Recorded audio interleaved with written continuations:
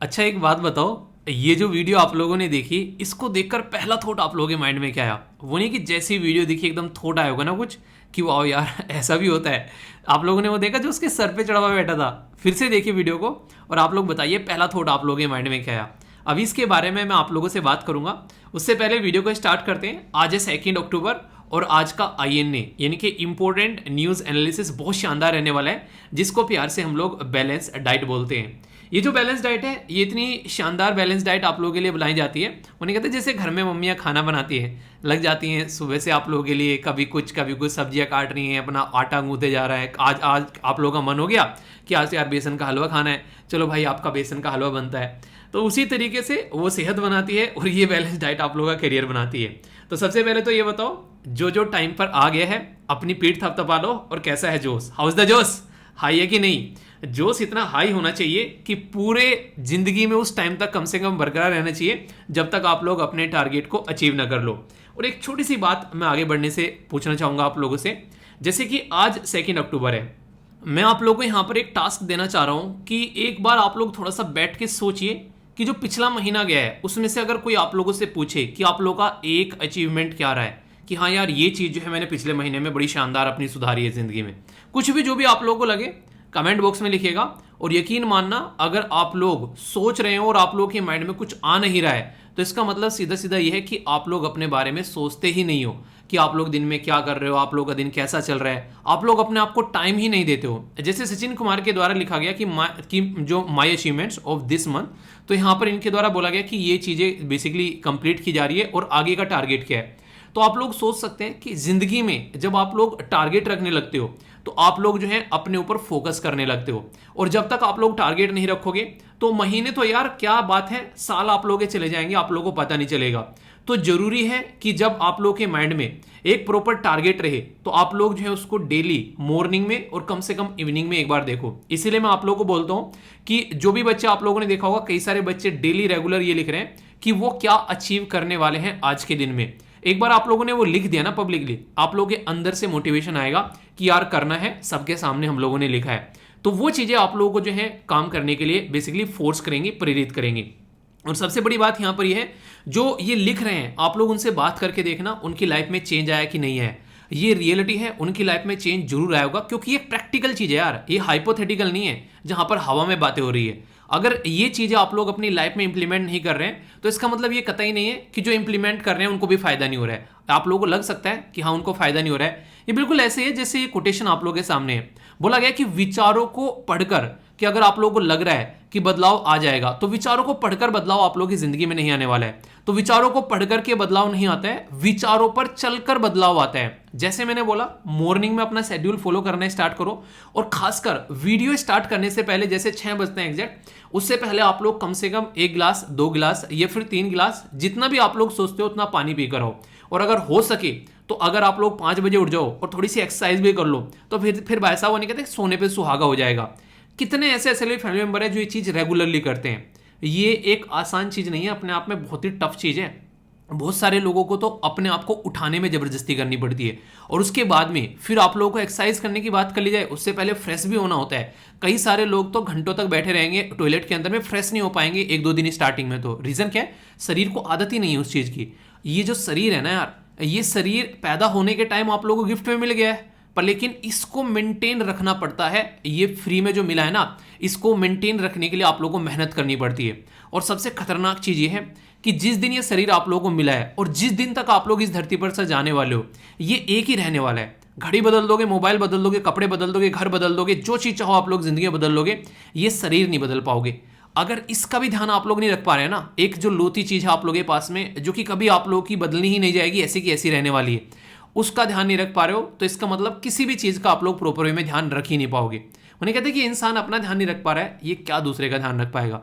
तो इसलिए एक लीडर की क्वालिटी ये भी होती है कि वो अपने आप को फिट रखे, अपने आप के ऊपर इन्वेस्ट करे, खासकर थोड़ा सा टाइम, जैसे कि दिन में एटलीस्ट कम से कम आधा पौना घंटा अगर एक्सरसाइज कर लोगे तो कुछ बिगड़ेगा नहीं, पसीना बॉडी में से निकल जाएगा और बॉडी पूरे दिन आप लोगों को एनर्जेटिक रखेगी जब आप लोग कोई भी काम करने जाओगे। तो अगर आप लोग एक्सरसाइज नहीं कर रहे हो, अपने आप को एनर्जी में नहीं रख पा रहे हो, तो सीधा सीधा मतलब ये कि आप लोग अपना टाइम टेबल ही फॉलो नहीं कर पा रहे हो। लोग कहते हैं ना टाइम टेबल फॉलो नहीं होते, कैसे फॉलो होगा यार? आप लोगों के अंदर एनर्जी नहीं है, सुबह सुबह डल डल उठ रहे हैं वैसे तैसे जैसे करके, यार उठ जाते हैं, एक दिन और आ गया नया, चलो इसको स्टार्ट कर लेते हैं, ऐसे ऐसे जिंदगी रहेगी ना, कभी कुछ अचीव नहीं कर पाओगे।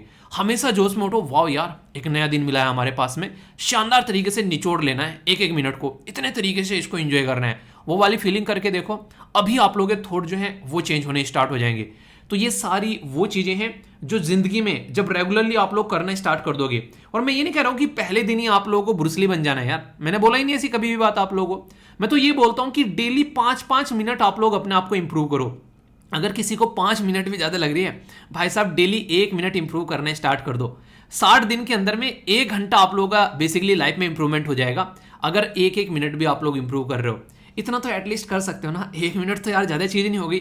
तो ये ऐसे छोटे छोटे बदलाव हैं जो आप लोग की उम्र जैसे जैसे आगे बढ़ेगी, ये आप लोग को ठोस इतना मजबूत बनाते चले जाएंगे कि आप लोगों का एक कैरेक्टर डेवलप हो जाएगा। और वो जो कैरेक्टर है, वो नहीं कहते कि ये इंसान ऐसा है कि भाई साहब कुछ भी हो जाए, ये बंदा आज तक टाइम से लेट नहीं हुआ है, ठीक है, ये इंसान ऐसा है कि यार इसके बंदे के बॉडी में ना कभी मैंने फैट नहीं देखा है, यार इस बंदे से मिलो ना इतना एनर्जेटिक लगता है, ऐसा लगता है कि अभी सब कुछ कर डाले, ऐसे ऐसी फीलिंग आती है कुछ लोगों से मिलके, कुछ लोगों को सुनकर। वो वाली फीलिंग आप लोगों को तब आएगी जब आप लोग खुद अपने आप को उस जोन में रखना स्टार्ट कर दोगे और आप लोग भी उस पैटर्न में चलना स्टार्ट हो जाओगे। और इसका सबसे आसान तरीका क्या है सॉरी, सबसे आसान तरीका इसका सीधा सीधा ये है कि 2 चीज कम से कम आप लोग फिक्स कर लो, एक तो सोना उठना और एक थोड़ी सी एक्सरसाइज।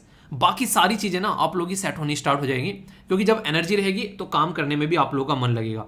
और जो जो भी टारगेट कर रहे हैं कि आज ये टारगेट अचीव करना है और वो अचीव नहीं कर पा रहे हैं, तो कमेंट बॉक्स में सॉरी जरूर लिखा करो, फील किया करो कि आप लोगों ने कुछ गलती की है, खुद ने डिसाइड किया था, किसी ने फोर्स नहीं किया था, और वही आप लोगों ने अचीव नहीं किया है। तो ये अपने ही आप में काफी बड़ी बात है कि अपनी डिसाइड की गई चीजें नहीं कर रहे हो आप लोग, जब कल को आप लोग को कोई और काम देगा करके कि ये काम आप लोग करना है, कैसे कर पाओगे? गवर्नमेंट ने स्कीम बना दी, आप लोग आईएएस को कैसे इंप्लीमेंट करोगे उसको चल के?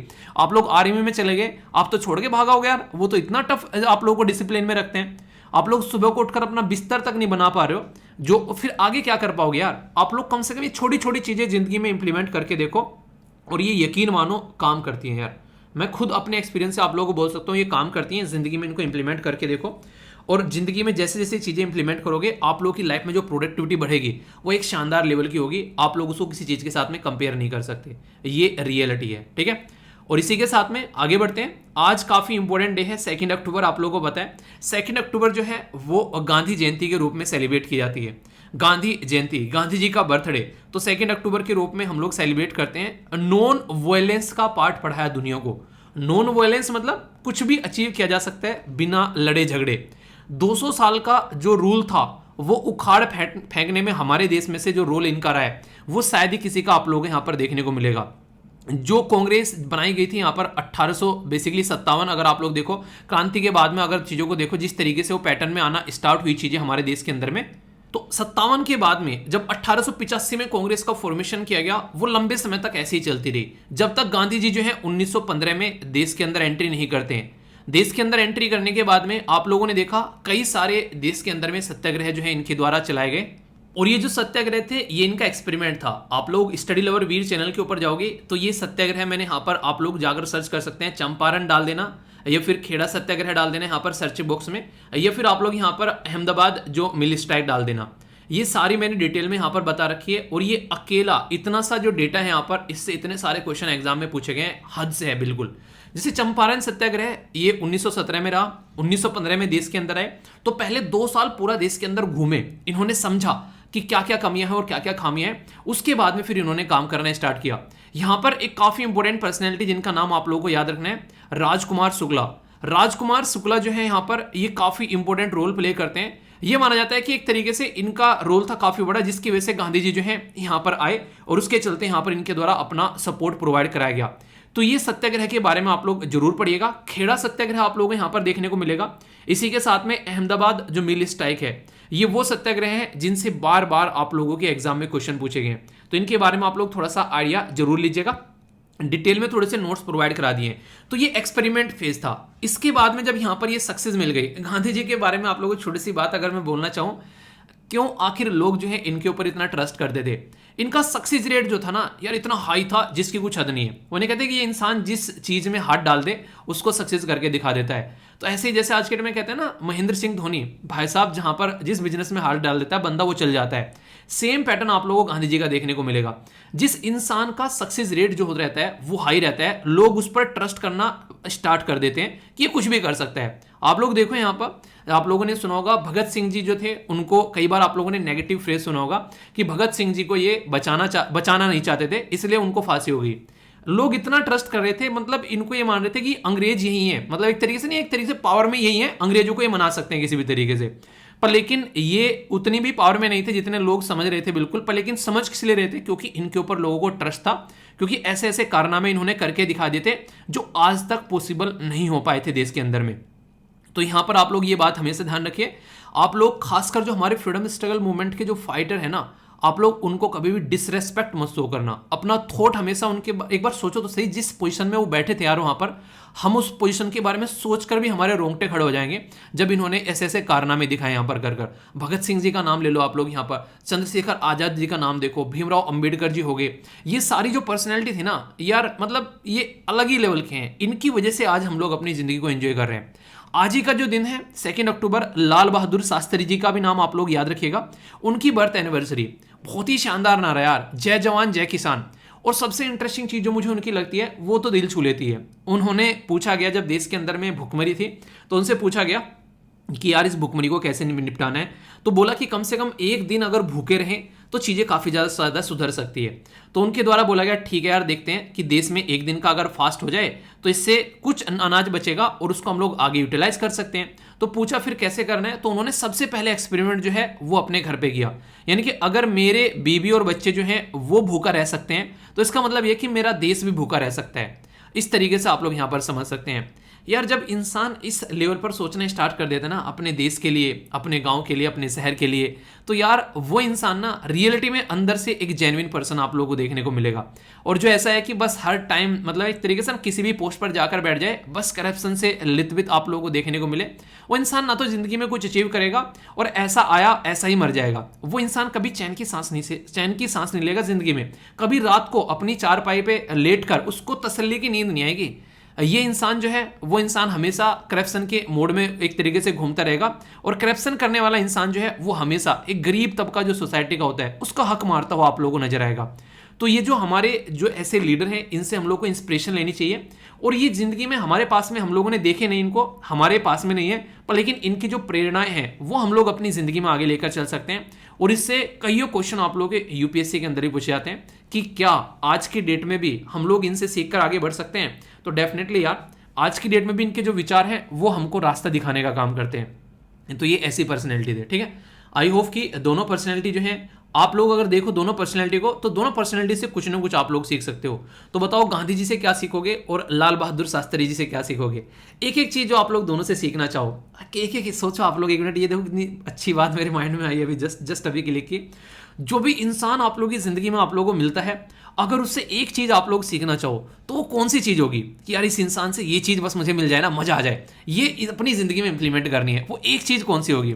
चलो इनसे तो आप लोग सीख रहे हो, अगर मैं बोलूं मेरे से एक चीज आप लोगों को सीखनी है कि हाँ ये इस इंसान में ये एक चीज हमारे पास में होनी चाहिए, तो मेरे से ऐसी वो कौन सी चीज होगी जो आप लोग चाहते हैं कि अपनी लाइफ में इसको लेकर आनी है, ठीक है। तो किसी को भी सीख सकते हो, अपने मम्मी पापा भाई बहन छोटा यार दोस्त जो भी आप लोग के पास में है, उससे एक चीज जो उसके अंदर क्वालिटी है और उसको बताना भी कि यार तेरे अंदर ये क्वालिटी है और ये मुझे भी चाहिए, कैसे करना है इसको मुझे बताना।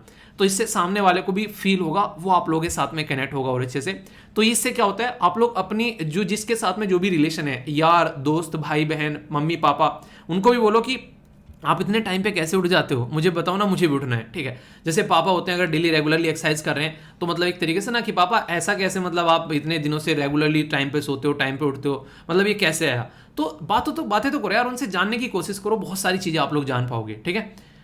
ये एक इंपॉर्टेंट पर्सनैलिटी है, इनके बारे में आपने लोगों से डिस्कस भी किया था और फिलहाल तो काफ़ी ज़्यादा न्यूज़ में 5G कंट्री में रोल आउट हो चुका है। तो ये जो 5G की सर्विस है ये शानदार तरीके से परफॉर्मेंस आप लोगों को देती हुई नजर आएंगी।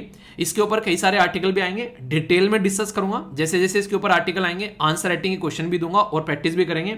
फिलहाल के टाइम पर ये समझ लो कि जिंदगी बदलने वाली है। मतलब क्या हो गया, मतलब ये हो गया कि 5G की जो सर्विस है वो जो अभी नॉर्मल जिंदगी आप लोगों की चल रही है ना, उसको और फास्ट करने वाली है। जो आज की डेट में चीज़ें आप लोगों को देखने को मिलती है उनको और ज़्यादा आप लोग इंजॉय करने वाले हो। हालांकि काफ़ी पहले हमारे देश में आना था, पर कोविड-19 के चलते हम थोड़ा सा लेट चल रहे हैं। पर लेट चलने का मतलब कभी ये नहीं होता कि हम लोग उसमें सक्सेस नहीं होंगे। हम लोग उतना ही बेहतरीन तरीके से इसको इम्प्लीमेंट अभी करने वाले हैं।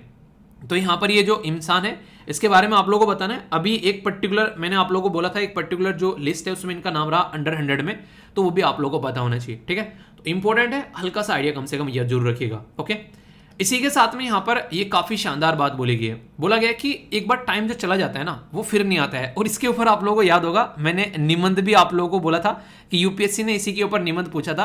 उन्हें कहती पानी जो चला जाता है फिर से वो पानी लौट कर नहीं आता है। तो पानी जो एक तरीके से पानी वाला जो ऐसे था, ठीक है, तो जो टाइम भी इसी तरीके से अगर एक बार चला जाता है, खोया हुआ समय कभी लौट कर नहीं आता है। तो आप लोग इसीलिए कहते हैं, आप लोगों ने सोचा कभी कि ये क्यों कहते हैं यार प्रेजेंट में जिया करो। आप लोग जिंदगी में अगर एक रूल बना लो ना, ये रूल आप लोग कहीं पर लिख भी लेना।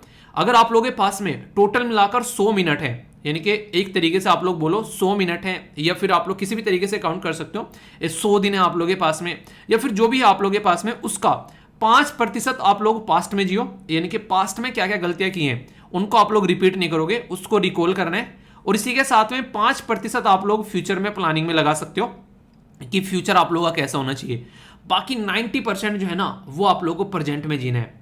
प्रेजेंट में जीने का मतलब ये होता है कि जो अभी यहां पर ये लेक्चर देख रहे हो ना आप लोग, अगर पूरा 100% आप लोग इस लेक्चर में दे दोगे तो इसका मतलब यह है कि आप लोग इस लेक्चर को बहुत ही शानदार तरीके से बहुत कुछ सीख कर जाने वाले हो। पर लेकिन अगर ऐसा चल रहा है कि एक साइड में लेक्चर चल रहा है, एक साइड में जो है मूवी चला रखी है, ठीक है, अच्छा थोड़ा सा माइंड को तसल्ली मिल जाएगी कि हाँ सर ने बोला था लेक्चर देख लिया करो यार डेली, तो कम से कम एक लेक्चर कंप्लीट हो जाएगा, दिल को तसल्ली मिल रहा है, भले ही कुछ याद न रहे। ठीक है, डेली लेक्चर आता है जाता है चल रहा है लेक्चर, पर कुछ याद ही नहीं है। ठीक है, कोई मतलब नहीं उस चीज़ का, रियलिटी में कोई मतलब नहीं उस चीज़ का, दिल को तसल्ली दे रहे हो। किताब लेके बैठ गए 4 घंटे बैठे हुए, 2 हरफ याद नहीं हुए उसमें से, मतलब है उस चीज़ का अपने मन को तसल्ली दे रहे हो। वो वाली जिंदगी अगर जी रहे हो ना, 1 साल नहीं, 5 साल नहीं, 10 साल में भी एग्जाम क्लियर नहीं होने वाला है। रियलिटी बता रहा हूँ, थोड़ी कड़वी लग सकती है पर लेकिन रियलिटी है। तो ये चीज़ें थोड़ी सुधारने की कोशिश करो और जिंदगी में जो प्रोडक्टिव चीज़ें हैं उसके ऊपर फोकस करना स्टार्ट करो। इस तरीके से अगर लग रहा है कि एक तरीके से जो भी काम आप लोग कर रहे हो उसमें आउटपुट नहीं आ रहा है, तो रुक कर सोचो कि यार इसमें क्या चेंज किया जा सकता है। ठीक है, तभी आप लोग रिजल्ट निकाल कर लेकर आओगे। तो कल को अगर ये भी निबंध के रूप में आप लोगों से एग्जाम में पूछ ले तो ये मत सोचना यार ये भी कोई निबंध है क्या, क्योंकि अभी आप लोगों से पूछा गया है। ठीक है, तो बेंजामिन फ्रैंकलिन के द्वारा ये बात बोली गई है और रियलिटी में ये काफ़ी इंपॉर्टेंट बात है। ये सोचिएगा जरूर इसके बाद में। देखिए यार, जब मैं बोलता हूँ ना सोचिएगा जरूर इसके बारे में, उसका बेसिक पर्पज ये होता है किसी चीज़ के बारे में जब आप लोग सोचोगे ना तो आप लोगों को उसमें कुछ कमियां और कुछ फायदे नजर आएंगे, तो आप लोग उसको चेंज कर पाओगे। तो वही बेसिक मेरा रीजन रहता है कि हाँ सोचो इसके बारे में। जब तक सोचोगे नहीं तब तक आप लोग उसको बदलोगे नहीं, वरना चल रही है जिंदगी, जिस टाइम उठ रहे हैं जिस टाइम सो रहे हैं, कुछ भी खा रहे हैं किसी भी टाइम कुछ भी कर रहे हैं, है कुछ ये जिंदगी। जानवर अच्छे हैं यार, इससे अच्छा तो इंसानों वाली जिंदगी क्या है। हम लोग सोच समझ सकते हैं अपने बारे में, अगर हम लोग जानते हैं चीज़ गलत है और फिर भी हम लोग उसको कर रहे हैं तो फिर कोई तुक रह गया इंसान होने का। उस चीज़ को सोचो कि ये गलत है सही है, उसका रिजल्ट देखो क्या आता है निकल कर, आप लोग की बॉडी पर क्या इम्पैक्ट पड़ रहा है, आप लोग की लाइफ पर क्या इम्पैक्ट पड़ रहा है, और फिर चीज़ों को आगे लेकर चलो। ठीक है, तो ये पूरा एक कोटेशन हो गई जो कि आप लोग यहाँ पर देख सकते हैं। ओके, तो ये थी एक कोटेशन और 2 इंपॉर्टेंट डे हम लोगों ने देख लिए जिसके बारे में हल्का सा आइडिया रखेगा, और इन इंपॉर्टेंट पर्सनैलिटी को आप लोग यूटिलाइज भी कर सकते हैं और इनके बारे में बताना ये कौन है और जो क्वेश्चन पूछा है उसका भी आंसर देना। जो वीडियो स्टार्टिंग में आप लोगों ने देखी थी उस वीडियो में जो सबसे इंटरेस्टिंग चीज मुझे लगी वो आप लोग देखते हैं कि जो एनिमल्स होते हैं ना वो कभी भी, सांप भी इंसान को तब काटेगा जब उसके ऊपर आप लोग पैर रख दोगे। एक हाथी वाली वीडियो दिखाई थी कुछ दिनों पहले, वो हाथी है ना वो तब मारने दौड़ता है जब तक उसके पीछे पो पो पो पो कर गाड़ी चलाते रहते हैं। यानी कि जानवरों के साथ में जितना ज्यादा कंफर्टेबल आप लोग हो जाओगे ना वो उससे ज्यादा कंफर्टेबल आप लोग के ऊपर साथ में हो जाएंगे। उसके सिर पर चढ़ रहे हैं, घूम रहे हैं उसके पास में, एंजॉय कर रहे हैं। तो वो हमेशा तब डरते हैं जब उनको आप लोगों से डर लगता है कि ये इंसान कुछ गलत करेगा। तो इसीलिए सेम पैटर्न आप लोगों को इंसानों का देखने को मिलेगा। जितना कंफर्टेबल कोई इंसान आप लोगों के साथ में हो जाएगा वो सारी बातें आप लोगों के साथ में शेयर करना स्टार्ट कर देगा। पर लेकिन अगर उसको लगता है कि ये इंसान सही नहीं है, ये इंसान जो है मेरे लिए खतरा हो सकता है, कई इंसान ऐसे हैं कि आप लोगों से क्या करेंगे, बहला फुसला कर आप लोगों की बातें पूछ लेंगे, आप लोगों के सामने उल्टी सीधी बातें कर और बाद में उनको दूसरों के सामने जाकर गाएंगे। ऐसे इंसानों से बड़ा सतर्क रहना। जो किसी और की बुराई आपके सामने कर सकता है वो आपकी बुराई भी किसी और के सामने 100% करेगा। तो ये तरीका है उस इंसान को पहचानने का, और ऐसे इंसान से उन्हें कहते हैं कोसों दूरी बना लेना अगर जिंदगी में खुश रहना चाहते हो, वरना वो कहां पर डसेगा आप लोगों को पता भी नहीं चलेगा। तो ये थी कुछ बातें। आई होप कि जिंदगी में कुछ नया सीखने को जरूर मिल रहा होगा आप लोगों को। गेम खेलना आप में से किस को पसंद है कि हाँ यार गेम तो मजा आता है खेलने में पूरा, कौन सा गेम आप लोगों को सबसे ज्यादा पसंद है कि हाँ ये गेम आ जाए तो बस मजा आ जाए, पूरे दिन खिला लो भाई साहब मुझे। एक टाइम था क्रिकेट खेला करते थे उस टाइम पे, मतलब किसी भी टाइम बल्ला उठा के चल दो ठीक है, वो वाला जोन रहता है। अभी क्यों बातें कर रहा हूँ, प्राइम मिनिस्टर मोदी साहब के द्वारा 36 नेशनल गेम जो है उसके बारे में अभी यहाँ पर डिक्लेयर किया जा रहा है कि यहाँ पर ये जो गेम है यहाँ पर आप लोगों को देखने को मिलेंगे, तो उसकी सेरेमनी यहाँ पर आप लोगों को देखने को मिल रही है, ठीक है।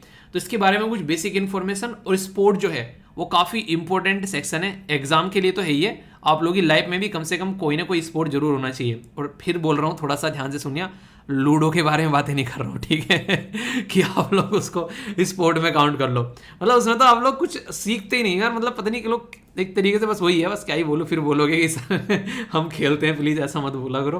तो 36 ये जो गेम है यहाँ पर अभी आप लोगों के सामने है, तो यहाँ पर 1 लाख से ज़्यादा दर्शक थे यहाँ पर जब इसका इनॉग्रेशन यहाँ पर किया गया प्राइम मिनिस्टर मोदी जी के द्वारा। तो शानदार तरीके से अभी आप लोगों को गेम देखने को मिलेंगे। आप लोग खुद देखिए, जब नीरज चोपड़ा के द्वारा गोल्ड जीता गया, पूरे देश ने उसको सेलिब्रेट किया कितने शानदार तरीके से। तो वो तरीका है जब आप लोग शानदार तरीके से परफॉर्मेंस देते हो, तो हमेशा गेम जो है वो आप लोगों को एक सही तरीके से एनर्जी देते हैं जब आप लोग उनको एंजॉय करने लगते हो। पर लेकिन गेम में सबसे इंटरेस्टिंग चीज क्या होती है, अगर आप लोग देखो, अगर आप लोगों को याद होगा, जब जब यहाँ पर इंडिया और पाकिस्तान के रिलेशन बिगड़े हैं, तब तक हम लोगों ने क्या किया, चलो यार क्रिकेट खेलते हैं और थोड़े से रिलेशन सुधार लेते हैं। यानी कि गेम्स जो हैं वो इंटरनेशनल लेवल पर भी एक दूसरे कंट्री के साथ में रिलेशन को सुधारने का काम करते हैं। तो ये जो गेम है ये आज की डेट में कई लेवल पर आप लोगों को देखने को मिलते हैं। नॉर्मल नेशनल गेम होते हैं, ओलंपिक गेम आप लोगों को देखने को मिलते हैं, विंटर ओलंपिक यहाँ पर देखने को मिलते हैं। मैं आप लोगों से यहाँ पर बात कर रहा हूँ नेशनल गेम के बारे में। ये जो नेशनल गेम है ये कहीं ना कहीं हमको तैयार करते हैं ओलंपिक के लिए, ठीक है। तो हमारी कंट्री में यहाँ पर ये सबसे पहले जो स्टार्ट हुई चीज़ें आज से नहीं, अंग्रेजों के ज़माने के जेलर हैं, यानी कि अंग्रेजों के टाइम से 1920s में नेशनल गेम जो है वो आप लोगों को यहाँ पर देखने को मिले। और इसी के चलते जो फर्स्ट एडिशन है वो यहाँ पर खेला गया पंजाब के अंदर में, ठीक है। तो पंजाब के अंदर में याद रखिएगा ये खेला गया था 1924 में। तो यहाँ से हमारे देश में गेम की स्थापना हुई, आप लोग ऐसा बोल सकते हैं। और ये इंटरेस्टिंग क्वेश्चन भी है, अगर आप लोग बोलो कि हाँ इंटरव्यू में आप लोग बोलो कि हाँ गेम खेलना पसंद है, तो अगर पूछ ले कि हाँ भाई साहब बताओ सच्ची में खेलना पसंद है या बस वैसे ही किसी ने बोला कि एक हॉबी डेवलप कर लेना और मैंने एक हॉबी के बारे में पढ़कर रट लिया, ऐसा नहीं है। थोड़ा सा उसको लाइफ में इंप्लीमेंट भी करो। अगर बोलो कि बैडमिंटन खेलना पसंद है तो थोड़ा सा खेलो भी, उसको टाइम भी दो, एनर्जी की आप लोग एक तरीके से समझो उसके बारे में। जब चीज़ों को फील करना स्टार्ट करते हो ना, खेलना स्टार्ट करोगे, तो आप लोग रियलिटी में उसके बारे में जानने का भी मन करने लगता है। ये बिल्कुल ऐसे ही है जैसे आप लोग किसी के साथ में रिलेशनशिप में जाते हैं तो आप लोग उसके बारे में ज़्यादा से ज़्यादा जानने की कोशिश करते हैं। तो ये सेम पैटर्न है, गेम के साथ में रिलेशनशिप में जाओ, अपनी पढ़ाई के साथ में रिलेशनशिप में जाओ, तो ये आप लोगों को ज़्यादा से ज़्यादा आप लोगों के अंदर क्यूरियोसिटी होनी चाहिए उस चीज़ को लेकर। तो नेशनल गेम यहाँ पर कहीं ना कहीं आप लोग बोल सकते हैं बेसिक ऑब्जेक्टिव इसका यही है कि हमारी कंट्री जो है रिप्रेजेंटेशन देखने को मिलेगा एक नेशनल इंटरनेशनल लेवल पर। जैसे जैसे जो प्लेयर हैं आगे बढ़ेंगे, एक टाइम आप लोगों ने एक कहावत सुनी होगी कि पढ़ेगे लिखोगे तो बनोगे खराब, पढ़ोगे लिखोगे तो बनोगे नवाब, खेलोगे कूदोगे तो बनोगे खराब। पर आज की डेट में आप लोग इसको अपोजिट बोल सकते हो, अपोजिट तो नहीं है, आज की डेट में तो दोनों तरीके से बोल सकते हो कि खेलोगे कूदोगे बनोगे नवाब और पढ़ोगे लिखोगे तो भी बनोगे नवाब, ठीक है। क्योंकि दोनों ही चीज़ें आज की डेट में सक्सेस का दरवाजा खोलती हैं। पर एक टाइम पर गेम उसको ज़्यादा लोग अट्रैक्ट नहीं होते थे, उसमें ज़्यादा रिकग्नाइज नहीं लोगों को किया जाता था। क्रिकेट के पीछे तो लोग परेशान हैं क्योंकि उसके अंदर में कहीं ना कहीं एक तरीके से कमर्शियल चीज़ें जुड़ जाती हैं, पर दूसरे गेम को कोई पूछता ही नहीं था। तो स्पोर्ट की एक्टिविटी को जो प्रेजेंट टाइम पे अभी प्रोत्साहन मिला है हमारे देश के अंदर में, वो काफ़ी हेल्दी इन्वायरमेंट बना रहा है। और जिस लेवल पर हम लोग आज के डेट में अपने प्लेयर्स को अप्रिशिएट कर रहे हैं, तो उससे कहीं ना कहीं और लोग काफ़ी निकल कर आ रहे हैं। पर लेकिन सबसे ज़्यादा प्रॉब्लम जिसके अंदर देखने को मिल रही थी वो थी फीमेल। मेल और फीमेल में काफ़ी बड़ा डिफरेंस निकल के आ रहा था। तो अभी यहाँ पर कहीं ना कहीं फीमेल भी काफ़ी लार्ज स्केल पर हर एक फील्ड में आप लोगों को आगे निकलती हुई नजर आ रही है, और ये काफ़ी अच्छा भी लगता है। आज की डेट में हम लोग बोल सकते हैं कि हमारी कंट्री में जो है महिलाएं पीछे नहीं है। एनडीए सीडीएस में भी आप लोगों ने देखा उनको जो एंट्री जिस तरीके से यहाँ पर मिल रही है, इनके डिफेंस के अंदर में अलग अलग लेवल पर आप लोग देखो, किसी भी गेम के बारे में बात करो, आप लोग ओलंपिक के मेडल उठा के देख लो, यहाँ पर महिलाएं कहीं भी आप लोगों को कम नजर नहीं आएंगी। तो लड़कियों में भी आज की डेट में एक अलग तरीके का जो प्रोत्साहन यहाँ पर देखने को मिल रहा है, वो अपने आप में ही सैल्यूट करने लायक है, ठीक है। तो ये काफ़ी इंपॉर्टेंट है यहाँ पर, जिसके ऊपर आप लोग थोड़ा सा याद रखिएगा। बाकी 36 अगर इस गेम के बारे में बात करें तो ये जो नेशनल गेम है, ये गेम आप लोगों को देखने को मिल रहे हैं यहाँ पर कहाँ पर, ये 36 डिसिप्लिन के अंदर में। इंटरेस्टिंग है 36 डिसिप्लिन, और गुजरात के अंदर में ये 6 सिटीज के अंदर आप लोग यहाँ पर देखने को मिलेंगे। तो ये काफ़ी इंटरेस्टिंग है। तो कहीं ना कहीं आप लोग बोल सकते हो अभी सबसे बड़ी बात यहाँ पर ये कि जब गेम खेले जाते हैं तो यहाँ पर आप लोग ये सोचो, जो लोग मेडल जीत के आ रहे हैं वो तो मेडल जीत के आ रहे हैं, उनके एरिया में कितने लोग उससे इंस्पायर हो जाते हैं कि यार हाँ हमको भी ऐसा करना है। जिस दिन आप लोग आईएएस या आईपीएस जो भी आप लोग बनना चाहते हो जिंदगी में एक अच्छी पोस्ट पर चले जाओगे, आप लोगों को देखने को मिलेगा आप लोगों के एरिया से भी लोग जो हैं वो निकल कर आने स्टार्ट हो जाएंगे, क्योंकि उनको एक कहीं ना कहीं ऐसा इंसान मिल जाता है कि इसने कर रखा है और हमारे ही बीच से निकल के गया है, तो फिर हम भी कर सकते हैं। वो वाली फीलिंग जिस दिन जनरेट होगी उस दिन फिर लोग आप लोगों को फॉलो करना स्टार्ट कर देते हैं। इसका ऑफिशियल जो मैस्कोट है जो कि यहाँ पर इसको रिप्रेजेंट करेगा वो है सवज। तो यहाँ पर ये आप लोगों को देखने को मिलेगा द एशियाटिक लोयन, ठीक है। तो यहाँ पर आप लोग यहाँ पर ये देख सकते हैं। तो कहीं ना कहीं आप लोग याद रखिएगा यहाँ पर। और इसी के साथ में यहाँ पर ये अहमदाबाद, इसी के साथ में यहाँ पर गांधीनगर, सूरत, वडोदरा, राजकोट और भावनगर। और अहमदाबाद से याद आया, मैंने अभी पिक्चर अपलोड की थी फेसबुक के ऊपर यहाँ पर गांधी जी के साथ, सॉरी उसके इंस्टाग्राम के ऊपर। तो एक बच्चा कह रहा है यहाँ पर कि सर लाल बहादुर शास्त्री जी के साथ में आपने अपडेट क्यों नहीं की पिक्चर।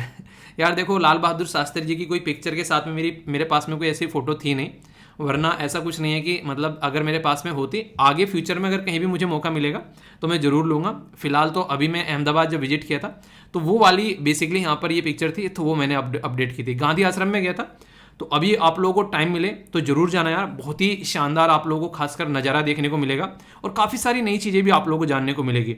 कभी भी ऐसा कोई हिस्टोरिकल लोकेशन आप लोगों को जानने को मिले ना, जैसे ताजमहल जाओ या फिर आप लोग लाल किला जाओ या किसी पर्टिकुलर पर्सनैलिटी से रिलेटेड किसी ऐसी जगह पर जाओ, तो थोड़ा सा चीज़ों को जानने की कोशिश किया करो, ठीक है। तो आप लोग समझने की कोशिश किया करो, तो बहुत सारी चीज़ें आप लोगों को नई जानने को मिलती है और अंदर से जो सेटिस्फेक्शन मिलेगा वो तो अलग लेवल का है, ठीक है। तो यहाँ पर ये चीज़ें हैं, तो इसके बारे में आप लोग थोड़ा सा आइडिया रखिएगा। इसी के साथ में यहाँ पर ये 6 सिटी में जो होने वाला है वो मैंने आप लोगों को बताया। ये पर्टिकुलर गेम जो है इसके बारे में आप लोग आइडिया रखना। इंटरेस्टिंग क्वेश्चन है, इसका आंसर दो और मैं आशा करता हूँ कि इसका आंसर आप लोग थोड़ा सा कम से कम एक पोर्शन तो कम से कम अटेम्प्ट कर पाओगे। बात की जा रही है यहाँ पर जो आप लोगों के सामने स्टेटमेंट है नेशनल गेम के बारे में। पहला संस्करण जो है इंडियन ओलंपिक गेम्स का, वो बोला जा रहा है कि यहाँ पर लॉन्च किया गया था एट लाहौर, जब अनडिवाइडेड जो पंजाब आप लोग बोलते हो बेसिकली 1924 में, ठीक है। इसी के साथ में ड्यूरेशन जो इसी के साथ में रेगुलेशन है नेशनल गेम की, वो विद इन द जुडिक्शन रहती है इंटरनेशनल ओलंपिक एसोसिएशन के अंडर में। सही आंसर यहां पर क्या है? कॉमन सेंस का क्वेश्चन है कंप्लीटली। बोला गया है only one, only two, both 1 and 2, none of the above. सही आंसर क्या है? A B C F D. सही आंसर आप लोग यहां पर इसका देखने को मिलेगा ए। फर्स्ट स्टेटमेंट सही है यहाँ पर, सेकंड स्टेटमेंट गलत है, क्योंकि इंटरनेशनल का कोई मतलब ही नहीं है यार, क्योंकि हमारे देश के गेम हो रहे हैं, नेशनल गेम हो रहे हैं, तो कौन काम करेगा यहाँ पर? आप लोग कॉमन सेंस से यहाँ पर देख सकते हो। तो हमारी कंट्री का जो नेशनल जो इसके लिए जो भी अथॉरिटी है वो यहाँ पर काम करती है, आप लोगों को नजर आएगी। तो इस तरीके से आप लोग यहाँ पर समझ सकते हैं। कई बार ऐसे क्वेश्चन आप लोगों को देखने को मिलते हैं जिसमें यूपीएससी आप लोगों से एक्सपेक्ट करती है कि आप लोग कॉमन सेंस को यूज करो, और खासकर जब कॉमन सेंस आप लोग यूज करने लगोगे तो मैं मान के चलता हूं कि 8 से 10 क्वेश्चन आप लोग यूपीएससी के आप लोग के हाथ में आप लोगों को रखे हुए मिलेंगे। तो इसलिए कहते हैं common sense is not common now days, ठीक है। तो उसको यूज करो। इंटरनेशनल ओलंपिक एसोसिएशन की जगह यहाँ पर इंडियन ओलंपिक एसोसिएशन आप लोगों को देखने को मिलेगा, ठीक है। तो ये इसके बारे में आप लोग आइडिया जरूर रखिएगा, कंफ्यूजन नहीं होना चाहिए। और क्वेश्चन से एक बात और याद आई, सितंबर महीने का करंट अफेयर जो कि with the help of MCQ ये अपलोड की गई है। एक काफ़ी इंटरेस्टिंग वीडियो है जो कि पहली बार अभी स्टार्ट की है इसी महीने से। अगर आप लोगों का रेस्पॉन्स अच्छा रहेगा इस वीडियो के ऊपर कि हाँ सही है, फायदा हो रहा है आप लोगों को इस वीडियो से, तो इसको आगे कंटिन्यू करूंगा। वरना जो मंथली वीडियो आती थी वो तो आप लोग की आएगी, जो कि पार्ट्स डिवाइड होता है, उसमें तो मैं आप लोगों को लेकर आऊंगा, ठीक है। ये एक्स्ट्रा वीडियो थी। कई बच्चे कह रहे हैं सर वो वीडियो नहीं आएगी क्या? यार वो आएगी, ये तो आप लोगों के लिए एक एक्स्ट्रा बोनस है। अगर आप लोगों को मजा आ रहा है, इसको एंजॉय कर रहे हो आप लोग कि सितंबर महीने का एमसीक्यू के थ्रू आप लोग ये प्रैक्टिस हो रही है, तो वो उसके लिए है। वरना तो वो तो आने वाली है, उसको टेंशन मत लेना। पर इसके बारे में आप लोगों से बात करूं, ये कैसी लग रही है, इसका फीडबैक आप लोग जरूर देना, ठीक है। थोड़ी लेंथी हुआ करेगी पर लेकिन बहुत सारे क्वेश्चन आप लोग प्रैक्टिस हो जाया करेंगे, तो एग्जाम के लिए बहुत फायदेमंद रहेगी। तो बताना इसके बारे में आप लोगों का क्या रेस्पॉन्स है, ठीक है। एक और क्वेश्चन आप लोगों के सामने, ये बात की जा रही है 32वें ओलंपिक के बारे में। तो 32nd जो समर ओलंपिक है उसके बारे में बात की गई। बोला गया official mascot of this Olympic था यहाँ पर ए न्यू वर्ल्ड, ठीक है। स्पोर्ट जो यहाँ पर कई सारे यहाँ पर ऐड किए गए, जैसे क्लाइंबिंग होता है, इसी के साथ में सर्फिंग, ठीक है। तो ये कई सारे स्पोर्ट जो है यहाँ पर ऐड किए गए, ठीक है। तो यहाँ पर कौन सी स्टेटमेंट जो है वो करेक्ट है अगर आप लोगों से पूछा जाए, तो ये काफी इंटरेस्टिंग क्वेश्चन आप लोगों के लिए बन सकता है। जो ये कहते हैं ना कि यूपीएससी जो है क्वेश्चन नहीं पूछती है गेम से, तो उसके लिए यहाँ पर आप लोगों को ये बेसिकली देखने को मिलेगा, ठीक है। तो करेक्ट स्टेटमेंट आप लोगों को यहाँ पर बतानी है। ए में बोला गया है ओनली वन, बी में बोला गया है ओनली टू, सी में बोला गया बोथ 1 and 2, एंड डी में बोला गया नाइदर 1 नो 2। तो सही आंसर आप लोग बताइए। फिर से वही बात बोलूंगा, अटेम्प्ट कर लिया करो एक बार क्वेश्चन को मेरे आंसर बताने से पहले, ठीक है। वरना फिर आज क्वेश्चन गलत करोगे एग्जाम में। आंसर बी सही है। 32वें ओलंपिक टोक्यो ओलंपिक हैं, जो कि यहाँ पर 2021 में आप लोग यहाँ पर देखते हैं वैसे, पर 2020 के ओलंपिक थे, 2021 में कोविड-19 की वजह से हुए। तो यूनाइटेड बाय इमोशन ये आप लोगों को देखने को मिलेगा, इसका जो मोटो था। और यहाँ पर जो अभी मैंने बताया ए न्यू वर्ल्ड, ठीक है, जो यहाँ पर जो स्टेटमेंट में दिया गया था ना यहाँ पर ए न्यू वर्ल्ड, ये 32वें का नहीं था, ये किसका था, ये था जो रियो ओलंपिक हुए थे 2016 में। तो इसका आप लोगों को यहाँ पर ये देखने को मिला था, ठीक है। तो टोक्यो ओलंपिक के बारे में बात की जा रही है। बाकी पहली स्टेटमेंट में जो नए गेम्स ऐड किए गए वो मैंने आप लोगों को बता दिया, 6 नए स्पोर्ट यहाँ पर ऐड किए गए थे। तो ये सारे के सारे नाम आप लोगों के सामने है, ठीक है। तो बेसिक इन्फॉर्मेशन है, डायरेक्ट क्वेश्चन कई बार बनते हैं, कंफ्यूजन नहीं होना चाहिए। और अगर कल को गेम्स के अंदर में एथिक्स के बारे में कई बार आप लोगों से क्वेश्चन पूछ ले आते हैं कि गेम्स के अंदर में आप लोगों ने देखा होगा कई बार नशीले पदार्थ लेकर यहाँ पर खेलने जाते हैं, वो सारे इश्यूज देखने को मिलते हैं, तो उसको भी यहाँ पर साइड में करने की कोशिश की जाती है। कहीं ना कहीं ये काफी इंपॉर्टेंट है कि गेम का एथिक्स जो है वो बना रहना चाहिए। पता चला एक इंसान मेहनत कर रहा है दबाकर, और एक इंसान जो है वो इंजेक्शन लेकर उल्टी सीधी दवाइयां खाकर वो आकर गोल्ड जीत कर चला जा रहा है, तो वो काफी ज्यादा खतरनाक है, लोगों का इंटरेस्ट खत्म करेगा। और दूसरी सबसे ज्यादा खतरनाक चीज आप लोगों को देखने को मिलेगी, वो क्या है, वो है यहाँ पर जब कोई भी यहाँ पर बैटिंग करता है, एक तरीके से सट्टेबाजी चलती है, और सट्टेबाजी में जब गेम्स में प्लेयर भी इन्वॉल्व हो जाएं तो फिर उस गेम्स की एक तरीके से उन्हें कहते हैं कि भत पिटनी जरूरी है, क्योंकि उस टाइम पर इंसान जो है वो दिल से खेलेगा ही नहीं, तो वो बिल्कुल खतरनाक चीज हो जाती है। तो ये चीजें आप लोग समझ सकते हैं। तो कोई भी कंफ्यूजन नहीं होना चाहिए कि कल को एथिक्स से रिलेटेड यहाँ पर क्वेश्चन बन जाए गेम्स के, तो वो भी एंगल थोड़ा सा आप लोगों को इसके बारे में जरूर रखना है, क्योंकि जब आईपीएल के अंदर में यहाँ पर सट्टेबाजी की बात निकल कर आई थी उस टाइम पर ये सारी बातें आप लोगों से पूछी गई थी, और इसके ऊपर प्रॉपर काम भी किया गया था कि कैसे यहाँ पर इसको रोकना है, ठीक है। तो बेसिक चीजें याद रखना थोड़ा। अच्छा, इस आर्टिकल में आगे बढ़ने से पहले एक क्वेश्चन पूछना चाहूंगा जो स्टार्टिंग में मैंने आप लोगों को पढ़ाया था उसके बारे में। हमारी कंट्री में जो इंपॉर्टेंट पर्सनैलिटी है उनकी समाधियां बनाई गई है अलग अलग लोकेशन के ऊपर, ठीक है। आप लोग यहाँ पर उनकी समाधियों के नाम बताने हैं, किसकी समाधि जो है वो किस नाम से जानी जाती है, तो आप लोगों को ये बताना है। महात्मा गांधी जी की जैसे राजघाट के नाम से जानी जाती है, ठीक है। ऐसे ही लाल बहादुर शास्त्री जी की, या फिर और भी इंपॉर्टेंट पर्सनैलिटी की आप लोगों को बताना है। तो देखता हूँ कौन कौन सी यादें अक्सर स्टेट पीसीएस में ये मैच करने के लिए पूछी जाती हैं आप लोगों से, ठीक है। तो ये आप लोगों को पता होना चाहिए। इंटरेस्टिंग आर्टिकल है, जानकर और समझकर आप लोगों को काफ़ी ज़्यादा फायदा होगा, और अपनी लाइफ में भी आप लोग चीज़ों को इंप्लीमेंट करने की कोशिश किया करो। जब कुछ चीज़ें सीखते हो आप लोग यहाँ से, वो किसी को बता भी दिया करो, 2-4 बातें अपने तक रख कर कहाँ जाओगे, इतना ज्ञान लेकर फट जाओगे, ठीक है। इसलिए कहते हैं ज्ञान को बांट देना चाहिए, क्योंकि जिसने ज्ञान अपने तक रखा वो कभी भी ज्ञानी आदमी नहीं कहलाया, ठीक है। ज्ञानी हमेशा वो होता है जो ज्ञान को बांटता है। इसीलिए आप लोगों ने देखा होगा कहते हैं कि ज्ञान बांटने से बढ़ता है, क्योंकि ये एक ऐसी चीज़ है जो खर्च करने से और बढ़ती है। तो इतनी शानदार चीज़ तो जितना खर्च करो उतनी अच्छी है ना। इसीलिए आप लोगों को बोलता हूँ, कई बार आप लोगों ने देखा होगा कि जो भी आप लोग पढ़ते हो दूसरे को पढ़ा दिया करो। उसके पीछे रीज़न ये रहता है क्योंकि जब आप लोग चीज़ों को पढ़ लोगे और दूसरों को पढ़ाओगे तो बहुत सारी ऐसी गलतियाँ जो खुद भी पकड़ पाओगे और आप लोग लाइफ में उसको इंप्लीमेंट करोगे, ठीक है। और बाकी फीडबैक जरूर देना, अपना प्यार दिखा दिया करो। 1 सेकंड लगती है, वीडियो को लाइक या फिर डिसलाइक कर दिया करो, जैसा भी आप लोगों को लगे, तो फीडबैक जरूर दिया करो, ठीक है। आगे चलते हैं। यहाँ पर अभी जो मेथेन है उसके बारे में आप लोगों को पता है, केमिकल फॉर्मूला जो होता है उसका CH4 होता है, ठीक है। और कार्बन डाइऑक्साइड क्या है, उसका आप लोगों को केमिकल फॉर्मूला जो है वो CO2 देखने को मिलता है। नॉर्मली दुनिया में सब चिल्ला रहे हैं यार कार्बन डाइऑक्साइड निकल रही है, कार्बन डाइऑक्साइड निकल रही है, पर लेकिन रियलिटी बताऊं, अगर मेथेन निकलनी स्टार्ट हो जाए ना तो कार्बन डाइऑक्साइड जो है उसके सामने बिल्कुल पिद्दी सी लगेगी। मतलब अगर जितनी मेथेन निकल रही है, अगर उसको कंपेयर करोगे जितनी खतरनाक ही होती है, जितना वार्मिंग ये लेवल पे यहाँ पर क्रिएट करती है एनवायरमेंट में, कार्बन डाइऑक्साइड के 80 गुना यहाँ पर ये वार्मिंग जो है मार्केट में क्रिएट कर देती है। मतलब जितना कार्बन डाइऑक्साइड यहाँ पर काम करती है उसका 80 गुना मेथेन काम कर सकती है। तो इसलिए कहते हैं कि आज की डेट में सबसे ज़्यादा खतरनाक जो है वो मेथेन होती जा रही है। मेथेन के ऊपर भी हम लोग को फोकस देकर चलना पड़ेगा। और इसी के साथ में यहाँ पर ये जब इस तरीके से यहाँ पर रहती है और मार्केट में मतलब एक तरीके से इन्वायरमेंट में अगर आ जाती है तो लंबे समय तक यहाँ पर टिक जाए तो खतरनाक माहौल क्रिएट कर सकती है। तो जो टारगेट रखे हैं ना कि भाई साहब इतने टाइम तक हम लोगों को कार्बन एमिशन 0 कर देना है, जिस दिन मेथेन आ गई ना उस दिन सारे टारगेट आप लोगों के धुलमित हो जाने हैं। तो इसी के चलते इस पर अब काम करने की बात की जा रही है कि मेथेन एमिशन जो है वो लगभग 13% बढ़ गया है। और ये डाउन टू अर्थ मैगजीन के द्वारा बातें बोली गई हैं, 2030 तक का मतलब बढ़ जाएगा। और इसके चलते यहाँ पर जो प्लेज है, ये तो जो ओथ ली थी ना कि 2070 तक हम लोग कार्बन डाइऑक्साइड को खत्म करेंगे, वो सारी चीजें ना धरी की धरी रह जानी है। तो इसलिए जरूरी है कि इन चीजों के ऊपर बातें की जाएं।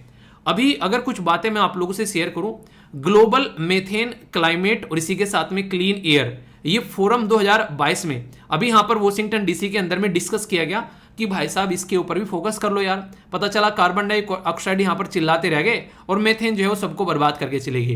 तो मेथेन के बारे में भी आप लोगों को थोड़ा सा समझना पड़ेगा। इसीलिए अभी रिसेंटली मेथेन को लेकर भी एजेंडे क्रिएट किए गए। CH4 इसका ये फॉर्मूला है यहाँ पर, और इस तरीके से यहाँ पर इसकी स्ट्रक्चर आप लोगों को देखने को मिलेगी। जो केमिस्ट्री में इंटरेस्ट रखने वाले लोग हैं वो यहाँ पर इसको समझ पा रहे होंगे कि ये स्ट्रक्चर कैसे देखने को मिलती है। ठीक है, तो हल्का सा आइडियाज़ के बारे में जरूर रखिएगा। खासकर आप लोगों को यूपीएससी कई बार ना अपोजिट डायरेक्शन में ले जाकर घुमा देती है। ठीक है, जैसे मैंने आप लोगों को बताया था ना NaCl ये बेसिकली सोडियम क्लोराइड बोलते हैं। तो आप लोग जो है हर दिन सोडियम क्लोराइड खाते हो। आप लोग बोलोगे ये क्या बोल रहे हो सर, ऐसा तो हम कुछ नहीं खाते जब इसका पता चलेगा होता क्या है सोडियम क्लोराइड, इसको हम लोग नमक बोलते हैं। ठीक है, तो ये आप लोगों को नजर आएगा। यानी कि कहने की चीज़ ये है कि कुछ चीज़ें ऐसी हैं जिसकी आप लोगों को ये इस तरीके से पता होना चाहिए, क्योंकि एग्जाम में क्वेश्चन भी आप लोगों से पूछे जा चुके हैं। जब यहाँ पर पूछा गया था कि कौन सा ऐसा केमिकल कंपाउंड है कि यहाँ पर उसका फ्रीडम स्ट्रगल मूवमेंट में इस्तेमाल किया गया, तो यहाँ पर NaCl वहाँ पर लिखा हुआ था। ठीक है, सोडियम क्लोराइड भी लिख दे वहाँ पर, तो कंफ्यूज में आप लोग आ जाओगे। ठीक है, तो कंफ्यूजन नहीं होना है। तो अभी यहाँ पर जो बात की जा रही है CH4 के बारे में, तो ये ग्लोबल मेथेन इनिशिएटिव, जो कि याद रखिएगा ग्लोबल मेथेन इनिशिएटिव में यहाँ पर टारगेट ये है कि कैसे इसको कम करना है। तो यूनाइटेड नेशन इन्वायरमेंट प्रोग्राम, जिसको शॉर्ट फॉर्म में आप लोग UNEP बोलते हो, वो यहाँ पर काम कर रही है कि आज के डेट में क्लाइमेट और क्लीन एयर कोएलिशन में यहाँ पर काम करना है कि पब्लिक और प्राइवेट पार्टनरशिप को लेकर चल रहे हैं। पब्लिक और प्राइवेट का मतलब क्या होता है, गवर्नमेंट भी काम करे और बाकी हम जैसे लोग भी यहाँ पर अपने लेवल पर काम करें, तभी यहाँ पर रिकवरी हम लोग कर पाएंगे। बाकी मेथेन टू एनर्जी प्रोजेक्ट के बारे में बात की जाती है कि कैसे उससे हम लोग एनर्जी क्रिएट कर सकते हैं, और इसमें इंडिया भी एक पार्टनर कंट्री है।